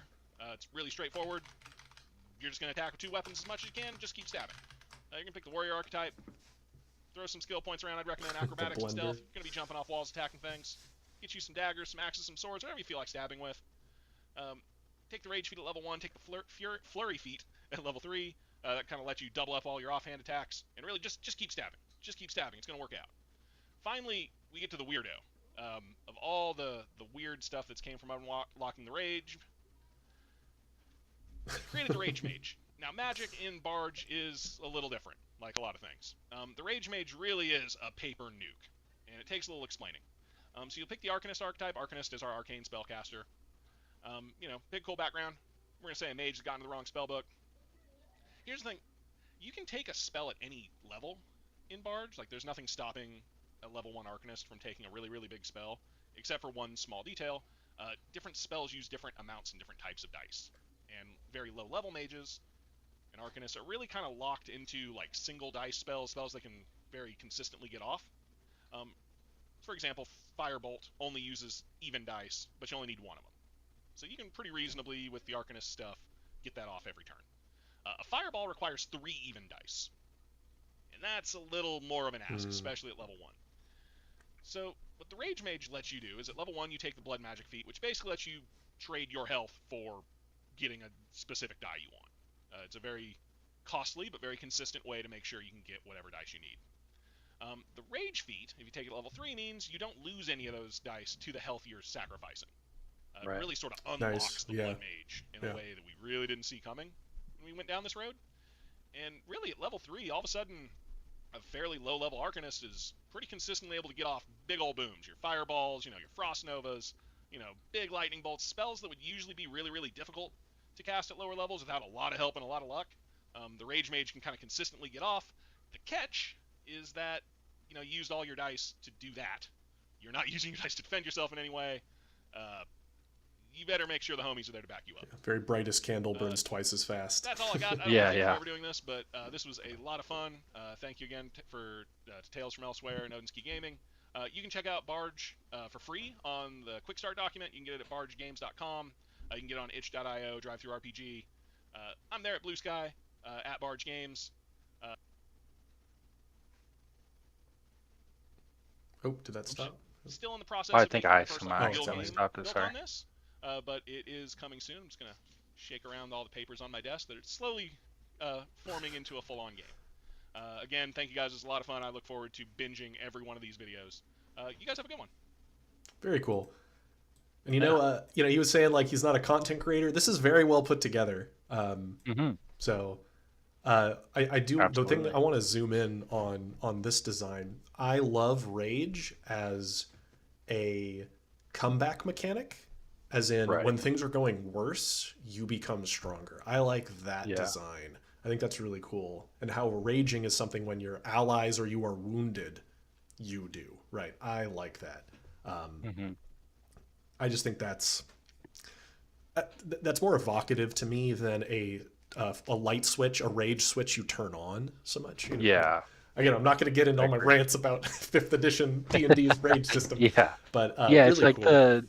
it's like you get angry in response to things, not just like activate anger mode kind of thing. Yeah, and I like those sort of designs. I think they're cool to explore. I like that he had a couple different ways to present it in his system, kind of showing off the versatility of his system. And that Rage Mage, where'd that go? Right about here. That is really cool to somebody that's going to burn through their health and their resources to just cast really destructive magic. And I dig it. For some reason, when I saw that, I was like, Red Mage was what I thought it said. So I was like confused for a second, and then I was like, oh, I totally misread that. Yeah, very cool. So it sounds like there's materials available on his site, so there'll be a link to that once I put the timestamps in Barge Games. But super cool. Dig it. Yeah. Let's see, what number are we on? That was number 14, so we'll do a couple more, and then we'll probably, let's see, how many total did we have? We've got... Trex is the halfway point. Trex is the halfway point. Yeah. Okay. So just a couple more. Sounds good. And then we'll have to take a break, because I'm getting hungry. Okay. Yeah. Well, I think we'll call it for the day, right? Is what we're saying? Yeah. I mean, we'll break till we pick another Saturday, and we'll let everybody know. Yeah. Oh, next is Cyberrock. I don't know if he was working or something today. But yeah, I think so. I ran into, before I play his video, I ran into Cybrock because one of my videos annoyed him and he made a response to it, and then I ended up talking to him. That's funny. I said a disparaging word against 4th edition, hallowed be its name, and I incurred his ire. And turns out we actually share a ton of like similar design approaches and really, really cool stuff. So I'm going to set his to 1. Oh, his was under 10. Let me see what that looks like here, and we'll adjust his playback speed as needed. An opportunity to just talk about my stuff, you say? Don't mind if I do. Tales from Elsewhere is hosting a collab about barbarian design. I know a thing or two about barbarians, and if you've watched the videos on my channel, you know I talk a lot about barbarians. I have opinions about barbarians as a character concept, as a class, as an idea. So in this, I'm going to be talking about how Song and Steel does barbarians. Because I was starting from the ground up, I didn't have any sorry, this is going a little too fast, I think. Preconceptions that I had to. Yeah, I was going to say. I'm going to turn it back to normal. And I had a lot of freedom to develop barbarians the way that I see the archetype functioning. So I knew I wanted to do 2 things. I wanted this to be a tough character in a way that is different than other tough characters. And then I also need it to be an escalating damage dealer. So the way I did this, there's the 2 other tanky kind of character types, the fighter and the paladin, and they have high armor. They are literally going to be reducing damage by a flat amount. The paladin reduces all damage incoming by 3. The fighter increases all damage incoming by 2, unless they are defending an ally, in which case they get an additional damage reduction. And then there may be skills and things that add on to that. So damage reduction, so that you sort of measure out and ration the amount of damage that you take at once to keep it manageable. Barbarians don't do that as much. They start with only 1 damage reduction, which is sort of most characters' minimum. There's a few characters in this game that have 0. Most of them are at 1 or higher. So they start at 1. Light armor, like hide, leather, whatever it is that you're wearing. But you also start with more health than any other character in the game. Everyone else caps out at 7. A few people are less than 7. I think the wizard is 5. Everyone else is 6 or 7. The barbarian starts at 8 at level 1, and every time you increase in level, you get an additional health. No one else's health in the entire game scales. So you already have that sense of I've got a lot of reserve durability. But it's kind of soft, it's what's the word?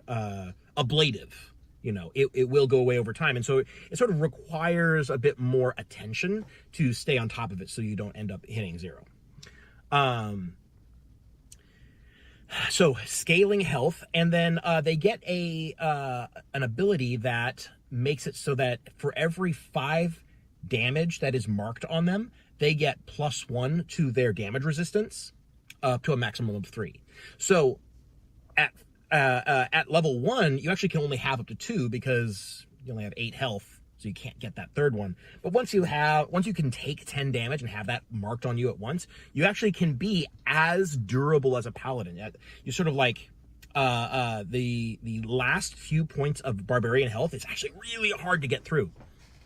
And this is all, by the way, data from a playtest. We did a campaign where we had a barbarian, and this is what I observed on that barbarian. So you become just you are... barbarians might actually arguably be the toughest character in the game. I don't think the paladin or the fighter actually can take as much damage as the barbarian in a standard scenario. You also, every time you take damage, every time you mark damage on your sheet, you gain rage. Now, for those of you who have seen me talk about barbarians before, you know that I actually have issues with the way that 5th edition handles rage, where it is a binary, you either have it or you don't, kind of. Yeah. Let me tell you why this is better and this is different. This because was rage the one is I not had already a seen. state that you are in, it is a resource that you've gained. So you have rage, and then you spend rage to do thing. And what do you spend rage to do? Well, I'll tell you.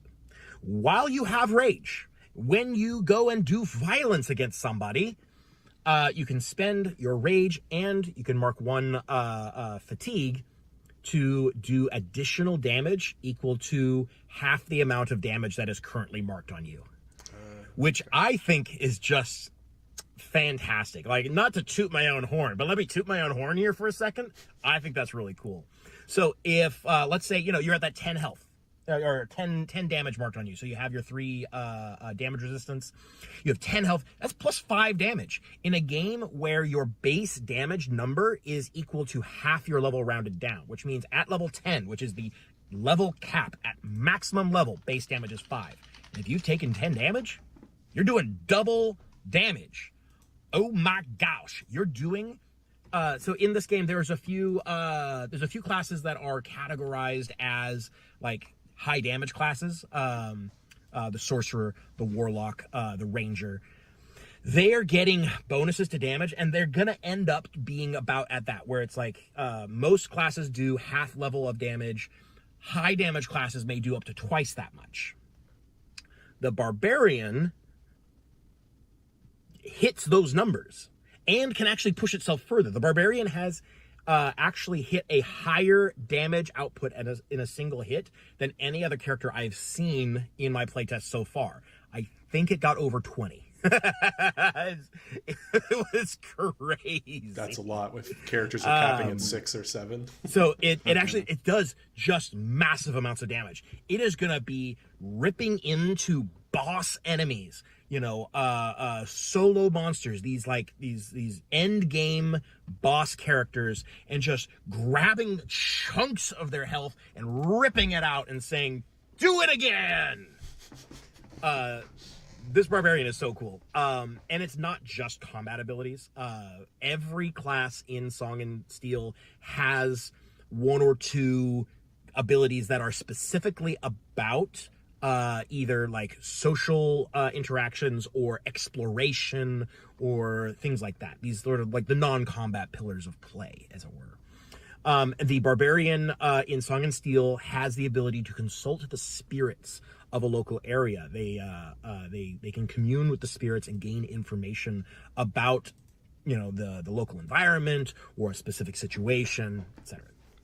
So you have like the spiritual side of barbarians in addition to this sort of like primal rage-fueled warrior archetype. That's the barbarian in Song and Steel. It's not my favorite class, but it's one of the coolest class. I think it might be the class that I'm most happy with design-wise. It's just that I personally don't really go for barbarians as a general rule. It's not my aesthetic, but I'm really pleased with how it turned out. Yeah, it's awesome, that like idea of as you take more damage, you get stronger and stronger kind of thing. It's great. Yeah, I dig it. And for those who haven't gone to Cybroc's Opinions YouTube channel, as this little thumbnail array displays, it's everything's like that. He has a lot of energy. And he just talks to the camera and uploads it unedited, right? And live, no edits, yeah, raw. It's very raw, and it's really, really good though. Like what? Oh yeah. What he's saying, is very smart. Really good design insights. And that barbarian design, I don't want to spend too much time digging into it, but there's a couple really cool things that he did there. As we all know, I don't like too much attrition in games. And he did a number of smart things. One, characters' HP doesn't scale over time as the baseline rule, so you avoid too much player attrition in that way. Mm-hmm. But the barbarian specifically does, which means the barbarian can get into an attrition war with enemies, which I think is that's kind of evocative, right? Like, they could keep getting hit and hit and hit and keep going in a way that all the other characters really couldn't, and that you get tougher the lower your hit points go. Like you're more dangerous the more things are going wrong. I was just saying that, right? Like last video. I like when rage is a comeback mechanic. So yeah, super cool. I don't think he has anything that's, I forget where you can take a look at his public facing Song and Steel documents. His Discord might have a link to it. I think it's in his Discord, yeah. It's in his Discord? Okay, and there's a link to his Discord on his YouTube page. So when the timestamps are all in, there'll be a link to his YouTube page. You'll be able to find his Discord server. But super cool guy. And if you're really diligent, you can find a video where he calls me out from like a couple months ago or something. Yeah. And then Piotr, I think most of his videos are in his car. So yes, he does. It's just pretty much, I think 90% of them. It's like he's getting back from work or something and he's just knocks it out. And he records a couple of them every week. It's it's quite a rhythm he has there. Yeah. I wish I could do that. It's Just like impressive. raw rip out a video and have it be that quality though. That's like the caveat. Yeah, exactly. Because it's like well thought out somehow, even though it's just spoken in his car. Yeah, it's for something that has no editing and no script, you know, that's really tough to do to do that effectively. Like when I record my videos, I don't have a script per se, but I do multiple takes, and that's not something I give myself the wiggle room. Okay, next one is Calico Visions, Calico right? Visions, Psychomortis. I think they just missed it then, sadly. Oh, they had to. They said they had a game. They were running a game. Well, unfortunate. Oh yeah, they were in chat earlier. Dang, yeah, that's unfortunate. Let me see our duration of this one. Oh, let's see how this one goes. Oh. Hello, Ooh, it's freezing on my end. That's interesting. Hello, my name is Calico Visions, the creator of the survival horror dungeon crawler system Psychomortis. Psychomortis is a system that marries roleplay with complex mechanics and dungeon crawling, designed for those who are comfortable with classic D&D style rules but want to try their hand at something different. Making a character in Psychomortis is a multi-step process. However, the Nomad is the game's most simple and straightforward class. Men of the Wilds, Nomads are men from the surface world that made a living wandering, gathering, and hunting much like our ancestors of old. This has given the acute ability to survive in even the worst situations possible. In the process of creating this character, I will be leaving out certain details for the sake of brevity. This process has been done in the 0.7 alpha version of the game. No rules presented in this video are presented as final. No art in this video is owned by me. Every Nomad has 4 special class bonuses that can help to increase their survivability and their lethality. These are a lowered base fighting score, extra HP earned per level, a lower negative HP limit, and a base resistance chance against all debuffs. In Psychomortis, a fighting score is a character's rough fighting ability, and that's how it's calculated. The lower your fighting score, the better off you are. With a lower fighting score, characters can do longer and more powerful combos against their foes, which is the primary method of melee combat. Combos can be used by attacking characters to reposition their foes, deal increased damage, or even inflict debuffs on their target. By default, all characters also get a 5% max health increase every time they level up. For a Nomad, this bonus is doubled, making their max health threshold exponentially higher than their peers. Alongside that, every character can be reduced to negative 2 HP before dying, but for a Nomad, the threshold is lowered to negative 4, almost giving them a bonus 2 health from the get-go. Take a look at this. This is a cut-down version of a character sheet, which we will be using for this demonstration. Before you can begin creating a character, you must first think about how you'd like to play your character. Nomads can fulfill a variety of roles. However, their primary purpose is to serve as an anchor for their team. They draw aggro from foes, pull creatures away from their party members, and can dish out some real damage while doing so, but all of those cost health. And thusly, we need to make our first choice. Do you want your level 1 Nomad to be better at killing, or better at surviving? The start of every human being is in their archetype. In this system, the archetype of your character represents their outlook for their major stats, the big 6 you know and love from D&D. There are 12 archetypes to choose from, however, only a few are truly perfect for the Nomad, the Everyman and the Explorer. The Everyman comes with bonuses to a character's Constitution and their Wisdom, both of which are important stats for a Nomad. With those, a Nomad can more easily detect where enemies might be in the environment, as well as, well, Constitution gives you health, doesn't it? However, the Explorer archetype provides bonuses to Strength and Dexterity, allowing a Nomad more early-game access to utilitarian and damage-dealing combat options through the combo system. The Nomad has the highest damage level 1 starting weapon in the game compared to the other classes, making this a very good choice. The increased Dex also means that a Nomad is more easily able to avoid damage, however that might have the unintended side effect of causing those same enemies to target his party members instead of him. For the sake of this demonstration, we will be taking the Everyman archetype and moving forward. Next up is your race. There are 5 races to choose from in this version of the game, however there's only 2 we really care about, the humans and the dwarves. There's nothing that special about these guys that you don't already know, however each race will give you a single bonus point to a specific major stat. In this context, the humans give you 1 constitution, and the dwarves give you 1 strength. Once again, we're faced with that same old question. For now, we'll take the humans, since constitution is pretty important for a Nomad. This is what your stat block would roughly look like at this state. The next step is, of course, to roll out your minor stats. You can find this by applying and rolling 12 10-sided dice, or 12d10. Then, take those numbers you roll and apply them to your stats of choice. For a Nomad, the best and most important minor stats would be his endurance, stamina, and power, as these can increase his health, physical consistency, and his fighting score. Or, I suppose, lower his fighting score. Allocate your stats as you desire, but you aren't done yet. The modifiers of your major stats also need to be applied to their governed minor stats. This means that for an everyman character, their endurance, willpower, insight, and perception will all be raised by 1 as per the modifier of their governing stats. However, their retention and reasoning will be lowered by 1 as per the intelligence modifier. Every class also comes with 3 stats in which they're proficient in. This simply means that those stats gain a bonus +2 to their levels upon character creation. From these numbers, you can calculate your health, fighting score, and a number of other things that will serve as the basis for your functioning character. And that's all of the crunchy number stuff done. However, nobody would ever enter the labyrinth below without some form of equipment to carry them through their struggles. Fortunately for you, the Nomad has a pretty simple but good equipment outlook. First, every character must choose a kit item. This item will take up inventory space, of which you only have 3 slots, so pick carefully. What you want from your kit is ultimately determined by your playstyle. However, it's recommended to pick the Dungeoneer's kit or the Lightwork kit, as those come with easy access to torches, which are your lifeblood underground. That is to say, collaboration with your team is paramount. A single kit is not enough to get you very far down below. Next up, you'll receive your armor. Nomads begin with some relatively simple iron chainmail, which has a weight value of 1 and an AC of 3. This means that you'll be fighting slower in combat, but take a flat 3 less damage from all physical sources, which is pretty important for a Nomad. Next, you will choose your weapon. However, it's really not much of a choice. A Nomad player can pick between either a sword or a war axe for their weapon. A war axe is a large weapon, meaning it requires 2 hands to wield, but it has a higher damage threshold than the sword does. Due to this, it's much better at lopping off arms and legs from your opponents, which is useful to say the least. The sword, however, has a damage roll of 1d8, whereas the war axe has a damage of 1d8 plus 1. However, if you intend to use a shield to really bump up your levels of tank, then perhaps a sword really is the better choice for you. If you choose the sword, you will also receive a reinforced shield, which has a bonus +3 to your AC when making any blocking action. This means you can reduce the damage of almost every early game enemy to 1 without even breaking a sweat. Pair that with a high endurance score and you're looking at a pretty long-lasting character. Now, every character gets an extra choice of a single class-specific item and a generic item to take with them.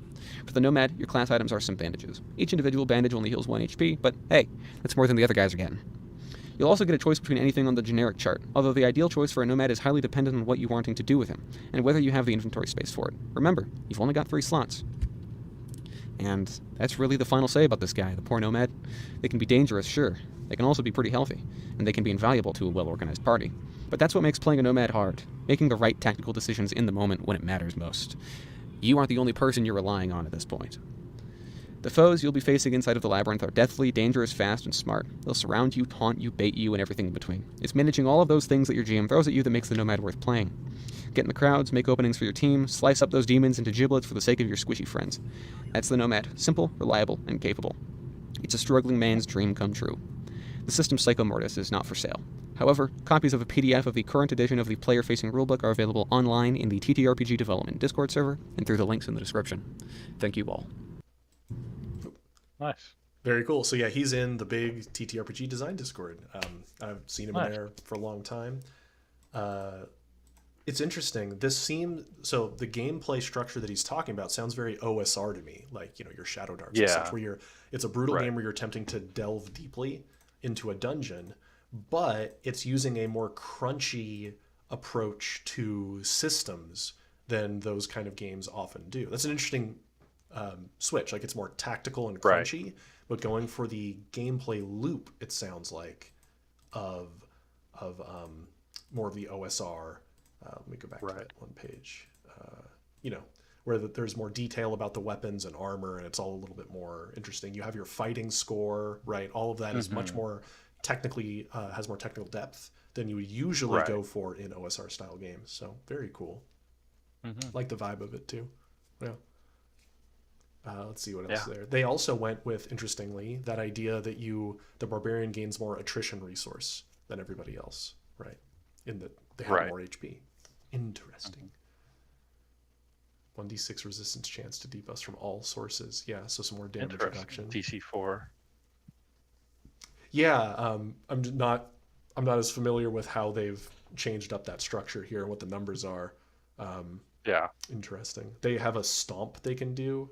Looks like. Oh, it pulls aggro. Oh, interesting. It's another aggro. Like a taunt. Yeah. Another taunt. There we go. There awesome. we go.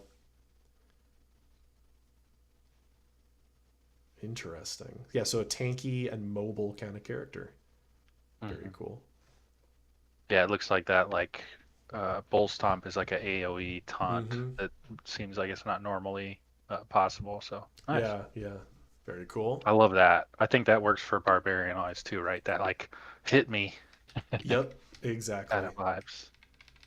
Okay. Yes, the next one. Oops, I closed the window that had this up. Yeah, you're gonna have to read this one because I don't think I have. Yeah, you're not in my email. Yeah. So this was sent to me by the one and only amazing Twin Steel. Yeah, I think was in here. Might have had to leave. Yeah, he might have had to duck out.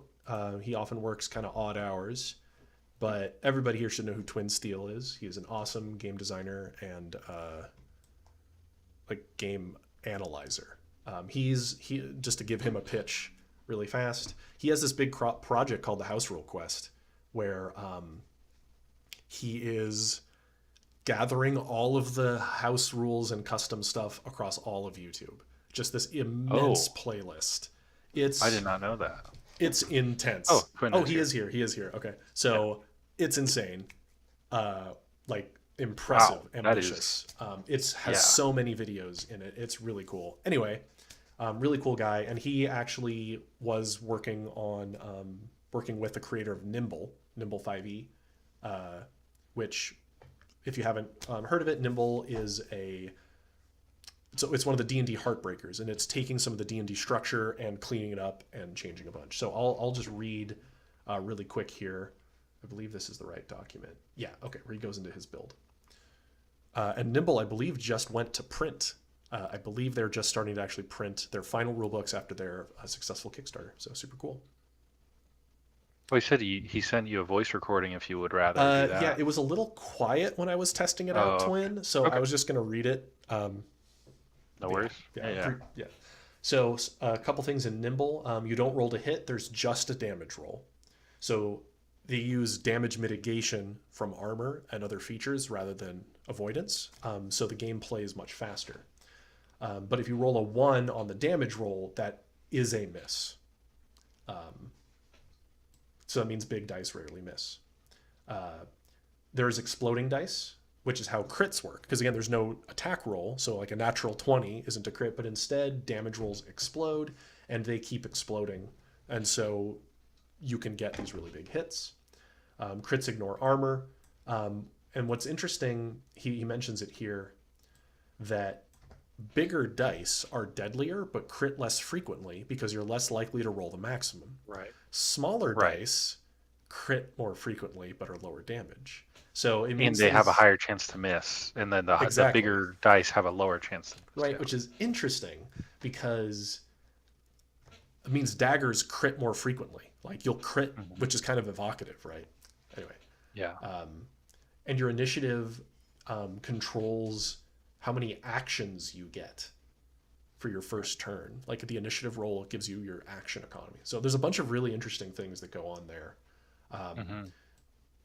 He's reminding us that, so it's a 3-action system, which is very, very normal, but you get your actions back at the end of your turn because they're also used to defend yourself, which means that if you defend yourself against enemies, you use your actions. That means you don't have them during your next turn because your actions are fresh at the end of your turn. So armor reduces damage. Ability scores are just the modifiers, basically. There's no constitution. Strength took it. Wisdom and charisma are combined into will. So there's a number of like cleaning up things that went here with that. When dying, you start taking wounds, like exhaustion. So he's just giving us a quick background on Nimble. So, which is good context here. So, yes, Nimble can make the rage-slinging, hammer-swinging beefy boy with a heavy toy, but so can every other game. There are other types of barbarians, though, so we're going to make the lightning-fast, lean Viking with 2 axes and a death wish. Very cool.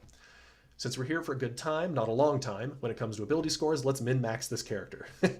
So he gave himself strength of 1 with advantage, but dex 3, -1 int, and will -1, because again, it's just the modifier itself. Fun thing with the stats, Berserker fits the archetype perhaps better than any other barbarians in that they have a will that is difficult to break, but a mind that is easy to trick. Dig it. We want to do 2 axes, do hand axes, 1d6 plus strength to do them akimbo. So we might as well paste in the dual wielding rules here. You give yourself advantage when you're dual wielding is what that happens here basically. Oh, okay. Rather than significantly changing the action economy, I believe. Right. Which helps. 2-weapon fighting rules are pretty simple and boil down to rolling with advantage once per round. With hand axes, you'll crit about 1/3 of the time and miss less than 3% of the time. Because they're a d6, and rolling with advantage, you're rolling 2d6 and taking the higher, you're going to crit a lot. And of course, Twin Steel's really good at analyzing percentages and stuff, so of course he knows exactly how that's going to play through it. So now we've got Rage.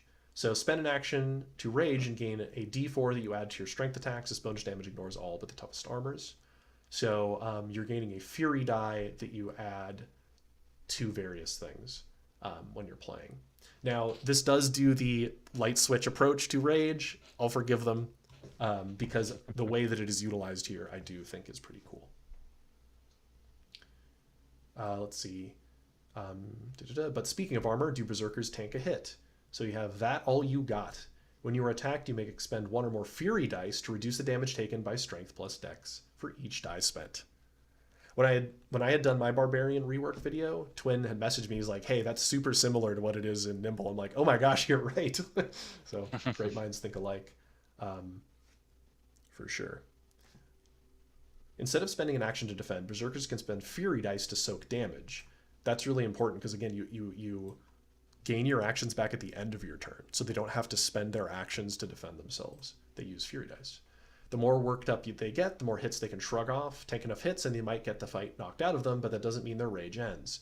They can rage every round to generate more Fury dice. Then they can spend those dice soaking damage and keep raging to get them back on their turn, then apply them to their attack before soaking more damage off their turn.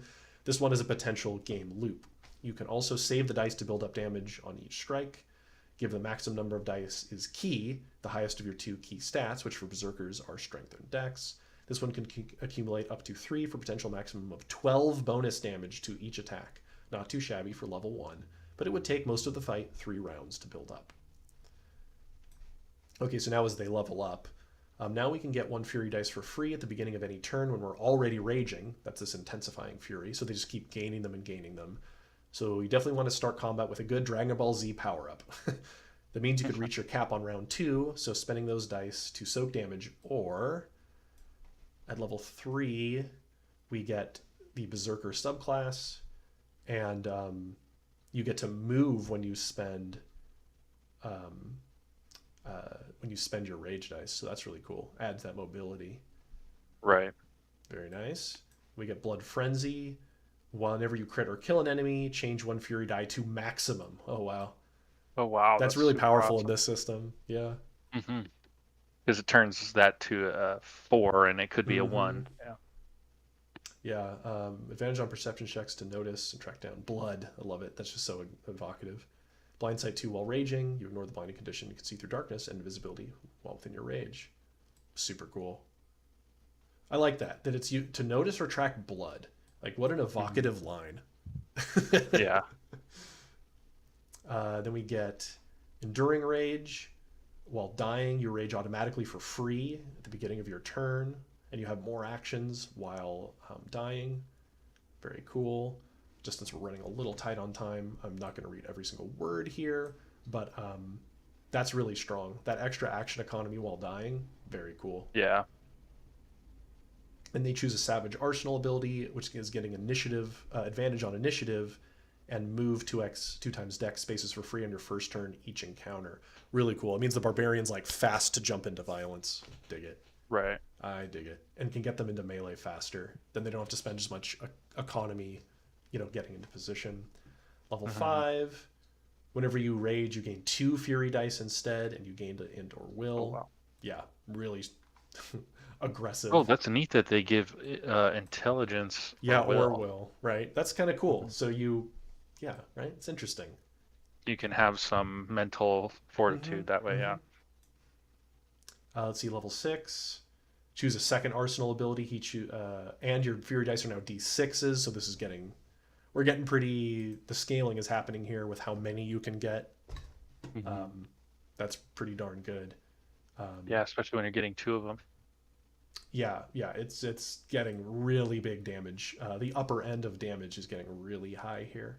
Whenever you gain 1 or more Fury dice, move up to dex spaces for free, ignoring difficult terrain. Love it. Super mobile character here. Yeah. Especially feels really fitting for that, like, 2-axe, like... Exactly. Yeah, naked... Yeah. Or like low armor barbarian kind of thing. Yeah, getting to use all their action, like all of these things are preventing them from needing to use action economy for anything but attacking, right? All the free extra movement, the free soaking of incoming hits. I like it, because that's that's fun for the barbarian, the berserker here. They're be able to position themselves as they need without actually using up attacks. Very cool.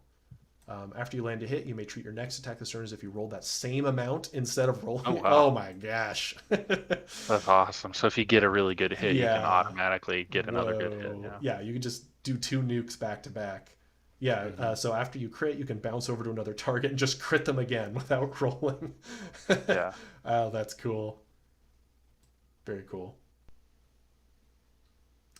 Wrath and Ruin. Whenever you perform a notable act of destruction or feat of strength during a safe rest, you may choose different berserker options available to you. Oh, okay. So you can switch out your features. Right. We'll read his closing here. Okay, so this character will continue to be more and more amazing because it's a beast. But what are the drawbacks to taking this unorthodox approach to playing a berserker? Well, her total HP won't be affected, but her ability to recover between fights will be. When you field rest, you roll HD plus strength. And since he will only be adding one whole 1 to each HD roll, we're going to have to get good at avoiding and soaking damage, right? Because it went dexterity, not strength. The dexterity route, yeah. Also, we won't have access to the reliable large damage dice weapons that require 2 strength, like a Great Maul. Hey, big bonk again. If we want to attack a second time on our turn, we're going to miss about 1/3 of the time, unless she uses Rampage. Get this, though. That's about the standard miss chance of vanilla 5e, about 70% hit rate. It's very true.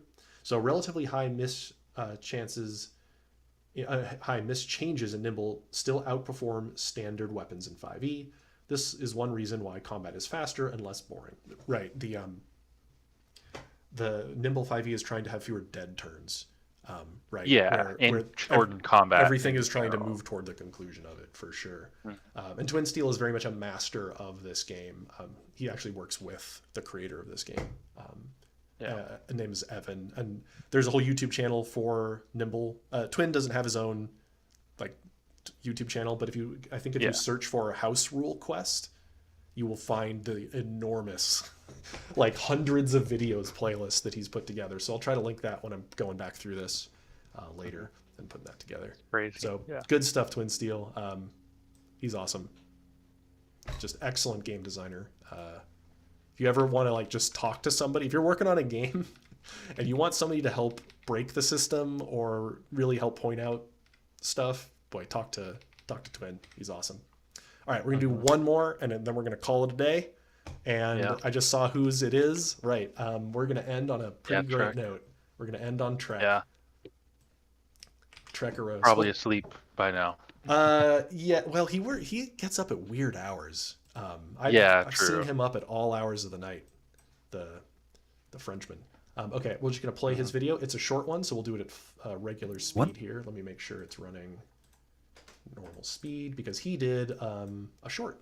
A short, yeah. What does a barbarian look like in a science fiction tabletop RPG? Because yeah, you could just be a melee tank like you could in fantasy RPGs, but one of the cool things about sci-fi is that you can still feel like a berserker, someone who has never heard the words take cover put together in a sentence before, but with ranged weapons instead of melee weapons. So let's build a barbarian in Flarefall, the game I've been working on for the past couple years. This is Ash, the character we're going to be creating today. For her attributes, we're going to put the highest in grit. And on top of giving us a bunch of hit points, that's going to give us access to 2 special actions, Brace and Interpose, 2 actions that are perfect for a tank. One increases your armor for 1 round, and the other lets you take hits for your allies. For our skills, we're going to go for the Muscle skill tree. This makes us better at pushing heavy things, intimidating people, and we heal better whenever we take a rest. For our perks, we're going to take 2 perk trees, Juggernaut for tanking and Ravager to deal absolutely irresponsible amounts of damage. From Ravager we get Flick Shot. If we don't have cover when we attack, the attack costs 1 less action point, so by moving to a more exposed position we can make more attacks. From Juggernaut,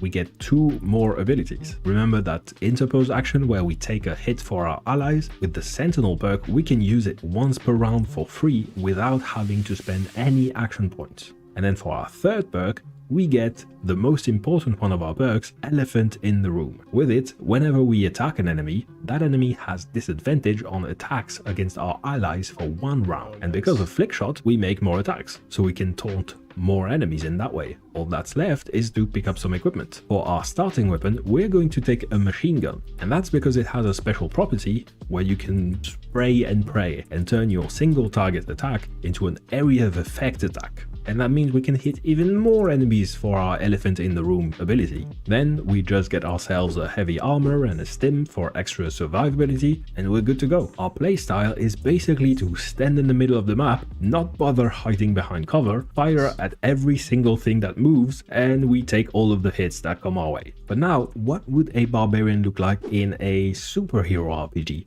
Well, this video is part of an event called Get Barbaric, where indie RPG designers share what barbarians look like in their game. So if you want to discover a bunch of cool new indie games, I've put a link to the playlist in the video description. Okay, bye. Okay, bye. That's how he ends his videos. So yeah. Trekeros, I assume people here know who Trekeros is. He's an incredible content creator and game designer. He has a website for Flarefall up right now. He actually just finished Flarefall February, where he released like 7 or 8 videos about his game. He basically built his own D&D Beyond equivalent for his game. It's he's got a character builder. It's so awesome. Yeah, it has an initiative tracker. Like you can run it like from your webpage. It's super good. Very talented. His game it's almost too much to talk about like here on the stream. Like, it's really cool.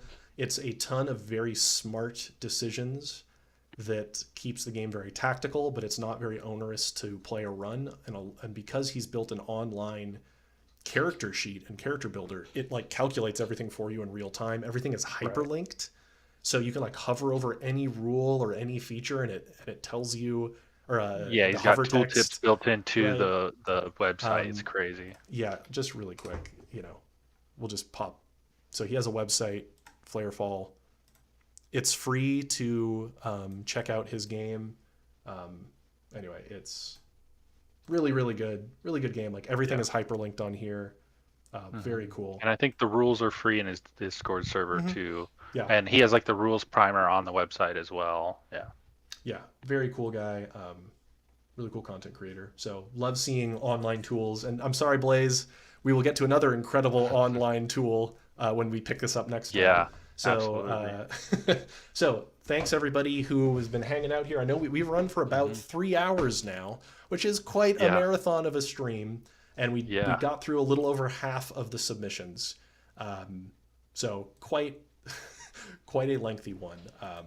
So next time we'll schedule another week. Zarek and I will talk. We'll get another like Saturday morning or something scheduled to finish out the rest of these, hopefully in the next couple weeks. And we'll ping in our various servers for it. And we will do more of these challenges where I think we'll keep it to 5 minutes max. Yeah, I think so. I think we'll have to do 5 minutes. Just we didn't expect this much of a response. So in the future we'll definitely have to do them shorter, which it's like comes with benefits and drawbacks. But I think we just like seeing all the different ideas. That's really great. And what I'll probably do is when we're getting ready to do another one of these challenges and I release a video for it, I'll include in my video like a template as to how you could record your video, that it will be 5 minutes, and I'll demonstrate maybe how to do that just to help some people who may be not familiar. Yeah, so thanks everybody, and I'm seeing so many people in the chat that like so I see Pathways to Adventure, like yours was, it'll be next time. I know a lot of you got your stuff in just in the nick of time. So sorry for the rush and that we couldn't get to them all today, but can't go for another 2-3 hours. Thanks again.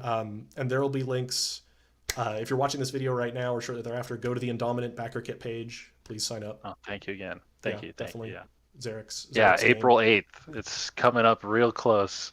Yep, we're about a month away from his Backerkit. And we're all about, as you can see from this video, we're all about just supporting other indie designers here, right? Like, we don't need to talk about D&D, right? No, we don't need to do news about that. Let's show off all these cool indie games and just get some more eyes on them. So great stuff. Absolutely. All right, I'll be stopping the stream now. Thank you again, everybody. Hope to see you when we stream this again, hopefully in the next 2 weeks. Yep. Thank you, everybody. Have a great day. Have a good one.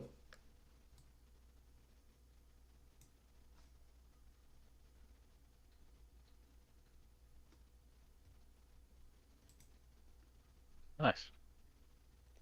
Woo! What a marathon. Yeah.